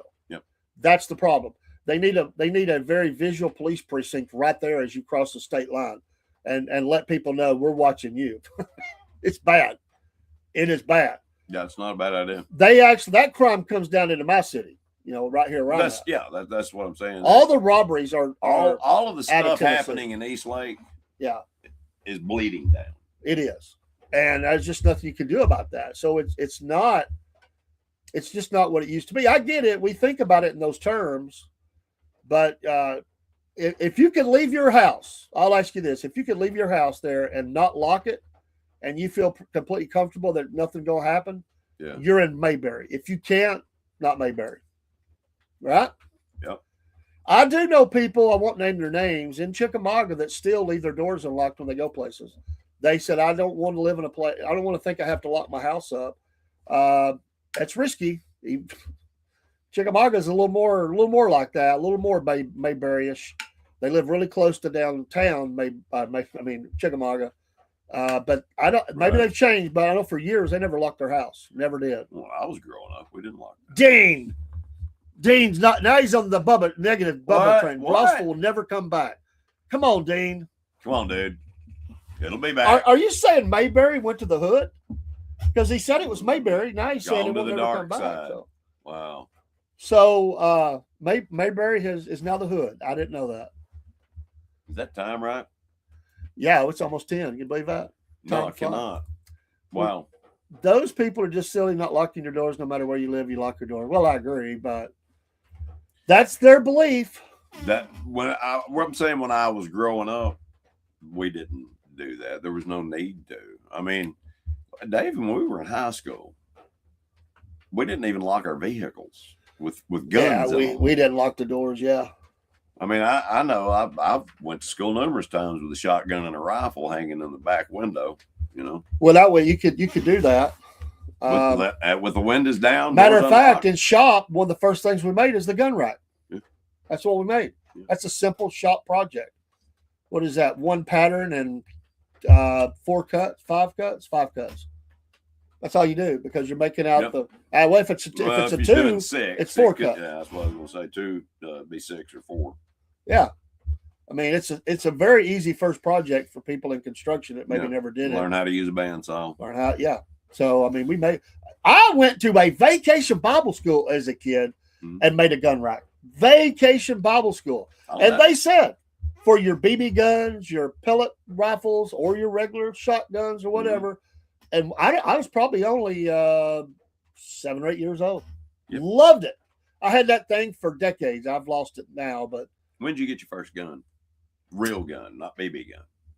I was in my 20s. Really?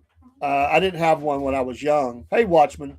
My dad did not ever have guns, so he did buy me a BB gun. I never had a pellet rifle, but when I was in my 20s, I bought a 380 and a Mossberg pump shotgun. That was my first guns. My first gun I got when I was 7. It was a Stevenson single shot 20 gauge, and I killed a bunch of squirrels and rabbits and whatever else with that. But come on, it was different back then. Your first gun was a water pistol, you know it. No, I mean real gun. Yeah, I had water pistols, BB guns, pellet rifles, all that stuff. But yeah, I mean, we used to play cowboys and Indians on horses. Hello, Dave, that entered the studio on Podbean. Dave to Dave. I'm Dave, the Cornbread Man. This is Paul, the Biscuit Boy. Thank you for being here. What's up? Yeah, in the house. Our new, we kind of revamped. We're inside. It's raining bad on and off here in our town. We're still going to do the outdoor shows. Hey, check this out, guys. We're getting ready to put this up. I don't know if you can see it. That's the Wolf Nation logo. Dave and Paul. We've just got it there for now, but we're rearranging the studio a little bit. We're going to be taking that with us wherever we go, and we'll definitely have that to put on a. We need to get one of those things that you roll up and pulls it up. You know? Yeah. Because somewhere you don't have anything to hang it on, so you got to do that. So we've got, and beside me, you can't see it right now, but we have a new racing one for the racing show. And just we're excited. 26 is going to be a fun year. It is. Fun it's year. It's going to be a very fun year. We've got so many lives that we want to do from different places. We just got to find the time to do it. That's it. We're going to be moving around. We're going to do one from the farm. I want to get Dave retired, guys. I want y'all to help me get Dave retired. I believe if I can get Dave making more money doing something else, he can retire. Retire. That's it. I'm retired. I'll be 61 years old this year. I know I look 41. But what month? Just kidding. What month? I'll probably look 81. What month? May. May? I'm a Taurus. I'm a May baby. So mine's February. The tater gun? Oh, tater guns are cool, dude. Made some good tater guns. I like the tater gun. I missed that comment. Using propane. Like that. Man, they were fun. Oh, used to have a pipe. One person would hold it, the other person would light it back there, and I mean it had a kick to it too. Did you ever have a flamethrower, a homemade flamethrower? No, I've never had a homemade flamethrower. We were talking about Lauren. Him and his brother used to build bombs when they were kids. That's hilarious. They blew up a lot of things around the house. Little. Right. They were creating and perfecting their bomb making capability. But just were they mailbox bandits? No. They didn't do nothing. Okay. Well, I don't think they did. Oh, I've taken down a couple of mailboxes in my life. Was that with just a car or? Yeah. Dean says May 15th. He's going to be the grand old age of 54 years 54. old. I'll be 61 in February. Wow. Here in the next month. I didn't know you was older than me. Yeah. Didn't know that. We're just a couple of old guys. Hey, I want to tell you what, I feel better than I did when I was 30. Yeah. I do. I feel great. The only problem I have is pain. That's it. If I could get rid of the pain, I'd be in great shape. Y'all need to, what does it say? Quit Fed posting online. Oh. All right, then. But, back to David, bless his heart, he passed away with cancer several years ago. But Lauren and David, there was a third brother, but he was the preacher in the crowds. So they would build these. They would gunpowder and different things, and they would practice. That's the way to play Army Man back in the backyard. Is actually have real live bombs going off. We did that with rocks and stuff. And if your Army Man got broken in half, we used to be able to go to the store, Kmart or wherever. You could get a bag of 1,000 Army Man for like $1. Yeah. So then you can paint them and do whatever. Oh man, we used to do all kinds of war games and stuff. Yeah. We created all kinds of games like that, but we didn't have live bombs. But I think they probably did. Well, we used to play cowboys and Indians on horseback, and we used real arrows and BB guns. Are you kidding me? Nope. Arrows? Well, I mean, they were blunt edged, and they had foam, duct taped around them. They still flew really well, and it hurt like crazy when they hit, too. I was fixing to say, man, I was thinking, I could see you running into the house going, could you get this arrow out of my shoulder? Yes. He got me. Mom, I think it was hit. My gosh. But when you got hit, you had to come off the horse. Yeah, Little Green Army Man. Man, I love that. Yep. Wasn't there a movie where the Little Green Army Man came to life or something like that? Yeah, I don't remember what it's called, but it's cool. G.I. Joe or something. I don't know. It might be called something else. Okay. Oh, yeah, man. Nowadays, they don't want to sell that stuff. They're afraid they're going to mess up the kid's head or something. No, they're afraid they're going to swallow it. They're too small. If a child can swallow it, they won't sell it.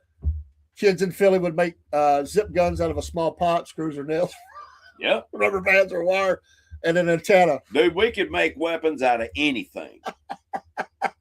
Still can. Oh my God. I made an Adalat. You know what an Adalat is? No. An Adalat it's a launching mechanism for a long arrow. Kind of like a javelin in a way. But it's a handheld thing, and you take it, and it's got I'm having a brain fart here, folks. Anyway, it's got a pendulum type thing on it anyway. But you take it and the arrow's here and you're holding it, the point of that. And when you throw it, that thing flips it forward and they can hurl. I mean, they can kill you. They're pretty strong. Look at an Adalat. All I want to know is, where did you practice throwing these at? Was you on a farm or out in the field, out in the woods? Okay, I was fixed to say. I don't think this works in suburbs too well. Oh, see, I was raised in the country, man. I didn't. Mama, Paul down the street, he's throwing javelins. Yeah. LeBron shot me. The mailman's got blood coming out of his leg. There might have been a time or two when they sniped the mailman from cover in the woods. Nothing like farm life or being out in the country. You can do a lot of things. Yeah. That's where the old dinner bell come in. You had to ring the dinner bell to get the kids to come in. They're way out, they're playing. You know what my dinner bell was? When it got dark, go home. Well, it was for us. I mean, that was pretty much it, unless you were told to be home at a specific time.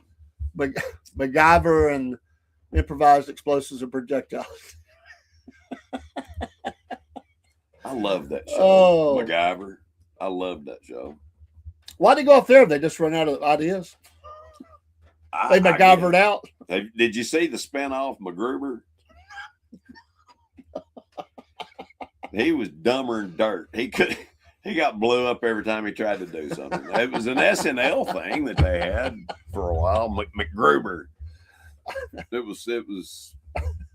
was funny. Some of them were funny. That's what's up. Oh, y'all are a trip. We're probably got to get up there in a few minutes. I think Biscuit Boy didn't realize we usually go an hour or a little over an hour, and we're headed up to 2 hours. The only thing I've got to do is go by the store and get some chicken and a couple of other things. We're making poppy seed chicken tonight, Poppy seed chicken. Yeah, and our youngest son and his wife are coming over. We'll go. They've been out of the country and everything, so we're going to do dinner. We'll go to about 10:30 and we'll call it. So thank y'all for being here. I hope you have a great Saturday. I'll still be posting on the socials and stuff. I got work after a while, but it's good. And hopefully the rains. Yeah, tomorrow morning, Sunday morning in the Word. I am going to do a little bit of broadcast tomorrow. I've not been doing as much. If things go well, I'll be broadcasting tomorrow afternoon and tomorrow evening. Awesome. I've still got to do my history show and music show for the week. It's just been a weird week. Broski says he needs to go lift, and so I can be big and strong like Dean. There you go. You're going to MacGruber some poppy chicken. Yes. Poppy chicken. It's good. You ever had poppy seed chicken? Maybe once. Paul's quite the cook. I think we're going to do some sort of a cooking thing sometime with Paul. Let's do it live from the back deck or something. I love to cook, man. I was hoping to go live last night. We got a show live from Back Porch Live. We're going to do, and it's going to be like a weekend Friday thing or something like that, or we'll figure it out. But I've got a grill on every deck. We're going to get out there and we're going to grill and do some shows, right. And we'll talk it up from the ridges of where did you live? Ooltewah. That's an Indian name, right? Ooltewah. It is. Did you know? Have you ever heard of the Tanasi Trail? Maybe. I'm not sure. Tanasi was the old Indian word. Tanasi. That's where Tennessee comes from. Tanasi. Okay. And it was a trail that the Cherokee used. I don't know if this is a joke or if it's actually real. No, seriously. I'll show you a sign when you go up through Ooltewah, going up towards Red Clay, up the council center up there, that Tanasi, that's what they took. We need to go over to Red Clay again too and do some. They've got some neat activities over there. We need to go over to Red Clay. I want to go find out why the eternal flame is out. They lit that at the council meeting, and I've got the commemoration thing that Ben Hampton did with all their signatures on it. All the chiefs from all the tribes of the Cherokee Indians were there, and they lit that eternal flame. And the last time I was there, it was out, and that really annoyed me. Maybe that was a budget cutback. Who knows? We can't burn the eternal flame anymore. It's just natural gas. Come on, I'll buy it. Good Lord. No joke. This goes back about over a year ago, I'm sure. I went when it was Friday because we were going to go live, and that was the first time we had Celtic Blacksmith on, and I was calling after over trying to get the live figured out. Right. But anyway, I went to an event, Cryptids in Cherokee Folklore. Oh man, I wish I would have went to that. Oh, it was great, man. Like they turn out all the lights. They light the fire out there, and the ranger sits in a little rocker chair, and it's just a killer setting. And when they did that, it's like cool but not cold, so you can like bring your hot chocolates or whatever, or coffee or whatever, and the kids come. It's a family event, and they never had a furry butt rub up against somewhere. I don't think they had that, but and matter of fact, the guy that's over the Greenhouse Festival, I ran into him that night there. It wasn't a ton of people, but it was a pretty good little crowd. But while we were sitting there, some guys start shooting guns and screaming at each other next door, and everybody looks that way. Wow. And the Rangers go, because I had two Rangers out there, and they said, "Folks, it's okay. This is our crazy neighbors. They're really harmless. They're very loud though. But we got gunfire going off. I swear I heard one of them say, 'I'll kill you.'" And I was like, "Wait a minute," because you got bullets flying through the air. I'm thinking, could they come this way? I don't believe their story. I think the guys are nuts, but they didn't. They want to. They said they say they get a little wild with each other over there. See, the thing of it, I think they're crazy. I believe somebody that is not mentally there does not need to own a gun. Period. Well, yeah. I don't think you should own a gun unless you go through a gun class. Now that's just me. And I believe it or not, when I was in high school, I used to teach gun safety. It was something that was taught back then to young people. And nowadays they're scared of firearms. You don't learn about firearms unless you go into the military. That's not right. Thank God I live in the South. I don't think somebody that can't remember how to get off a stage should be able to drive a sports car either. Yeah. Yeah, exactly. I don't think it's safe. Shakes hands with the Easter bunny and stuff. And I don't think they should certainly have classified documents in their shed, their garage or whatever. I think that's probably a bad idea. I agree. I will. And certainly they shouldn't invite their son to the White House because they might lose some stuff that gets found later. Well, he blew it. So, yeah, he did. I shouldn't say this. I shouldn't. But go ahead. I'm going to pose a question to you, Biscuit Boy. Oh, okay. Do you think it's the first time in American history that a president has shotgunned his son? Or vice versa? You know what I mean by that, right? I do know what you mean. With the smoke. No. I do know what you mean, like shotgun. I do. I'm just asking. I'm pretty sure that it happened. Hitting the slope for the two of them. But Clinton, I think he's shotgunning everybody, wasn't he? Because he was out there, buddy. He really was. But oh, Bill. You gotta love Bill. I did not have sex for that one. Yeah. Hey, listen, I wouldn't want Hillary coming after me either, buddy. Hillary, I should say. Can you imagine what the country would be like now if she had won the 2016 election? Hillary. I would not be alive. I know I would not be alive. We might all be in a camp somewhere, re-education camp or something. Mm-hmm. The only way they're going to do something like that, and I'm really fortunate where I live. Now they can come in by helicopter or something like that, airstrike, but there's one way in and one way out. Yeah, I've been there. All of my neighbors I know, we're all armed to the teeth, and we're ready. I've got a brigadier general that lives across the street from me, okay? I'm not worried about anything. Make my day. Yeah. We've been waiting on this since 1776. No, don't sing it. Do you have somebody that's gonna ride through the neighborhood on a horse? The Federals are coming. The Federals. Yeah. The Federals are coming.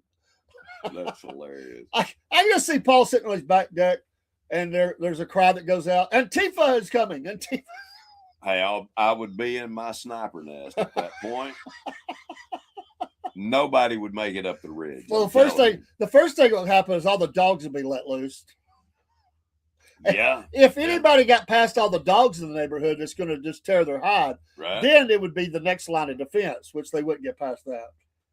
That's true. I think a lot of these guys are really sissies. They act tough, but I don't think they are.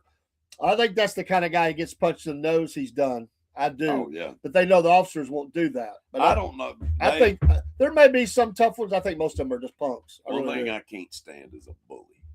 And I have beat the crap out of a bunch of bullies. In FEMA Region 4 representing. Federale. Sup? S.A. I have some people that I know, and they live like on the mountain and kind of it's a long road, and they all live out through there. It's a dead end. It's one way in, one way out. Right. And I can tell you that if you go down their road, if they don't know your car, there will be cars that pull up behind you and follow you wherever you go, and they want to know what you're doing. You talking about Sand Mountain? Huh? Where are you talking about? Well, I've seen it on Lookout too, but certainly Sand Mountain. Oh, I've had it happen to me on Sand Mountain. Well, I did too. I was going to leave some literature at a church. Yeah. And it said church sign, church this way. I said, okay. So I'm riding out through there. As soon as I turned down it was a gravel road. Mm-hmm. It was almost like they were sitting in a car waiting. As soon as I turned down this gravel road, there's a car. It looked like something out of In the Heat of the Night or something. The car just peels out right behind me. I'm like, now we got a carload of guys behind us. I'm looking like maybe they were just pulled over for a minute. So I'm riding, and you had to take a couple of turns. So I made the turn. They're right there behind me. Made another turn right there. So I pulled up at the church. They pulled up. I just got on out, went up to church, and left and they're watching me.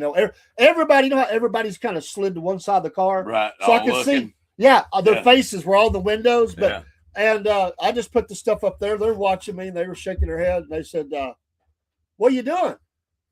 Looks like you left the church something. You know them?" I said, "No." And I explained who I was. I was leaving some information for the church about missions and stuff. And they said, Right. "Okay." They said, "Well, we saw you come in. We was wondering what you were doing. They monitor. You're not. We know you're not from around here." Yeah. I said, "No. I said, I said this way. I said, I appreciate the escort." They said, "Oh, it's our honor and privilege to do that, sir. There you go. We keep an eye on each other up here on our area, and we'll follow you out." My wife says, "Where are we? I mean, like, hey, who only are in these America, people?" buddy. Only in America. You know. Broski, was it a gravel road or a public road? You know, sometimes around here when you get roads that go off the main road, I don't know if they're official roads or not. If they say Confederate Lane, probably not a public road. Yeah. If they say Bubba's Place, you know, you kind of know. Right. Second Amendment Avenue, something like that. You might be getting into something over your head. Something FO, or, you know, I mean, that would be something like that. Yeah. I've been to some places like that. But sometimes it has a name, and I'm thinking it's probably up on because there's still some unpaved roads in our area, especially mountain areas, very rural areas, so they're not all paved, and it's obvious that they're a public road. But there are some places where you go from gravel to dirt, and then you're just there's no road. But it goes to trail after that. It goes to trail, and if you go back far enough, you might not make it back. I turn around before I get too deep and stuff like that. Yeah. So I know many places like that, because it just starts looking a little ominous. We'll say is the best way I could say that. Well, Snug Harbor, RD. You know, the bad thing is, you know, when you know people that live in those areas that make it that way. What I was going to say is I worked with a guy, and he said he would name their community. I don't know. It's not on the street name. Right. It's just a community. They will name it. They'll say, when you come up to Red Holler or something like that, when you come into Red Holler, we're going to intercept you. And you have to know somebody to get on down. We will stop you. Right. And they mean it. Right. And they're armed to the teeth. And that's just the way it is. Now, these people are salt of the earth. I know them. But they don't believe that certain individuals should come down in their community, and they're not going to allow it. That's the way Francois Lepew, you know. Well, yeah. Lepew Parish. He said they would not let strangers in, you know, by water or land. You know, it didn't matter. Snickers Holler. If they didn't Snickers Holler. Yeah, I see the other one, brother. Okay. And one of those I mentioned could very well possibly be. I'm just being honest. Right. Because I went to an invited-only event on the mountain. I think this was Sand Mountain. Yeah. One time I went to a cookout, and it's just security, man. I told my wife, I said, I think we need to leave. Right. My wife said, why? And I won't say on the air why, but I was like, I kind of think we're at the wrong event. Yeah, let's just eat dinner. The wires got crossed somewhere, and we're not supposed to be. I was really trying to figure out what. Wow. I'm just being honest, you know, and I was like, I'm hearing some conversation over here, some jokes over here, and I'm like, I kind of think we need to get out of here. So you don't want to be rude, but you know, I found a way we got to get home thing, you know. Right. I've been to. Told my wife that I ain't going back. Ever. I've been to a couple of those. I had a guy that was trying to recruit me into the Masons. The Masons. Yeah. And I had that too. I didn't. I tell him to take a hike. Yeah. And then there was another fella, and I'm not gonna mention his probably name. Better not. He was a member of a certain organization that like to hide themselves. I'll put it that way. And I literally knocked 3 of his teeth out and broke his jaw. Wow. that was the way it ended between the two of us. I would say that would end it. And yeah, I don't like people that are bullies. No, I watched, but no naked. There was no naked going on. No, nothing like that. It wasn't that kind of. It wasn't that kind. I do have to say this though. My wife, we were dating, and my best friend was still living then, and his grandfather. And I forgot. I wasn't thinking about it because we went in to see him. It was his grandfather was known to get up with not a stitch of clothes on to go to the bathroom. I wasn't even thinking about that.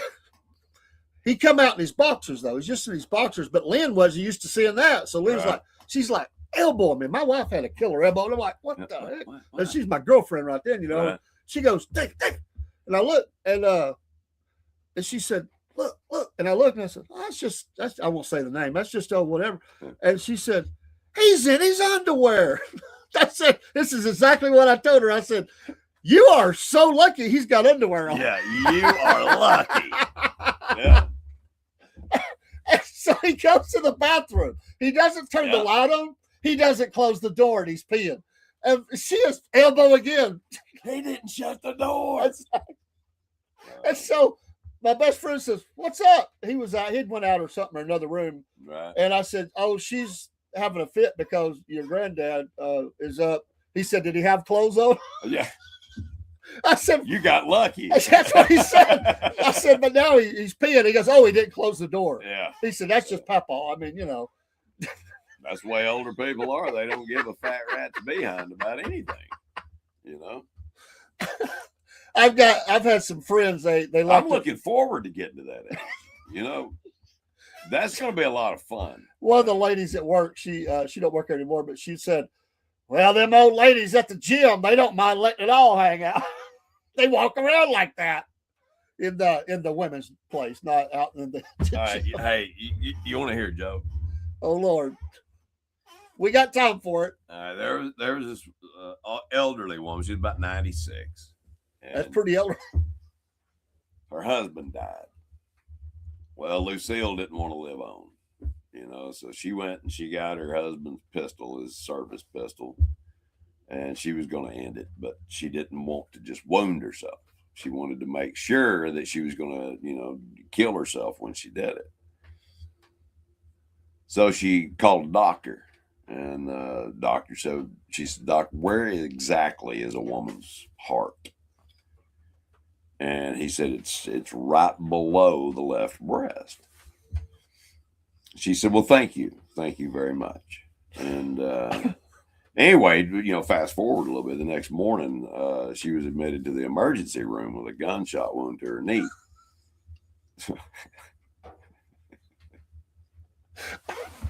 So I knew this was going downhill pretty quick. So we are out of time on that note. Like dad jokes, you know. He says, Watchman says yoga pants should be against the law. Oh, I agree. Yeah, Peepaw, no. Peepaw. To back that story up a little bit, the first time I ever spent the night with my best friend, it's the middle of the night. Yeah, I mean, we're asleep, and I hear the door open. I've always been a lot sleeper, and they kept their, I don't know what you call it, but the place they kept all their canned goods and stuff. It's like an extra, not in the kitchen. They would pantry, like a pantry kind of thing, but it was in his bedroom because they didn't have a big house, right? And so I hear him he liked to get in the middle of the night and cook, but he wanted some hominy. You ever like hominy? I'm not a hominy fan. I like hominy grits, but hominy by itself. Yeah, he liked hominy. So he's in there rattling around in the dark trying to get some he can't find it. So he reaches over and I can see, you know, an outline. I mean, I just know it's him. Right. And I know what he's doing. But he cupboard, whatever. So he flips the light on and I'm like, the guy's butt naked. I did the same thing. I'm like, hey, he looks up. He's butt naked. And my best friend goes, I can't remember if he called him Papa or Papa, whatever he said. Right. Put some clothes on. And he shook his butt. I couldn't believe it. I was like, oh my gosh, man. Well, there were no women. So no women, folks. So that's funny. That's funny. So I want to tell you, some older people were just that way. That's how they stayed cool at night. A quote from the movie Rounders: "In the poker game of life, the women are the rake." What? You know what? That's a very profound statement. Okay. Very profound. You need to elaborate upon that. Yeah, I don't even know what it means. Do what?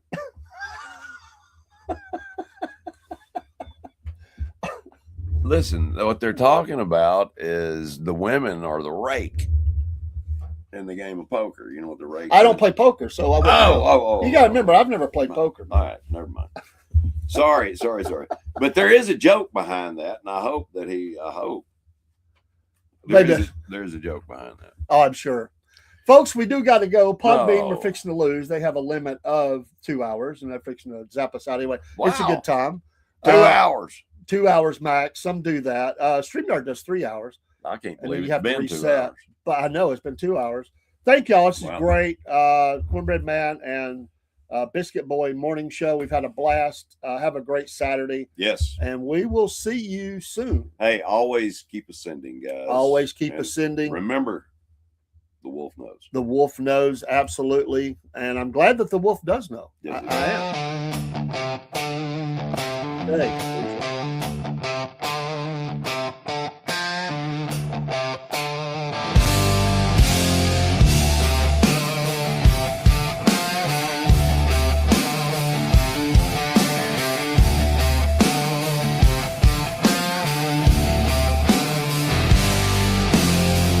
Out on the airwaves, mud soaked and loud.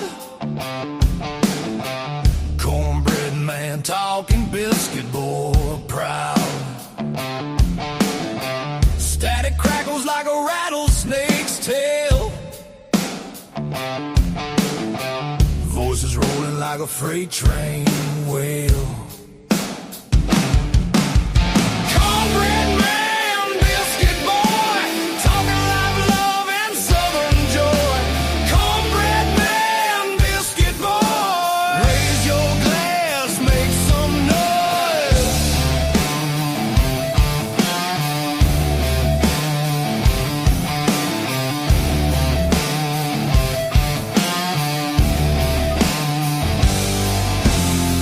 Gravy drips in the southern drawl. Stories thick like the cypress tall. Radio rebels riding wild and free, shouting truths like a storm at sea.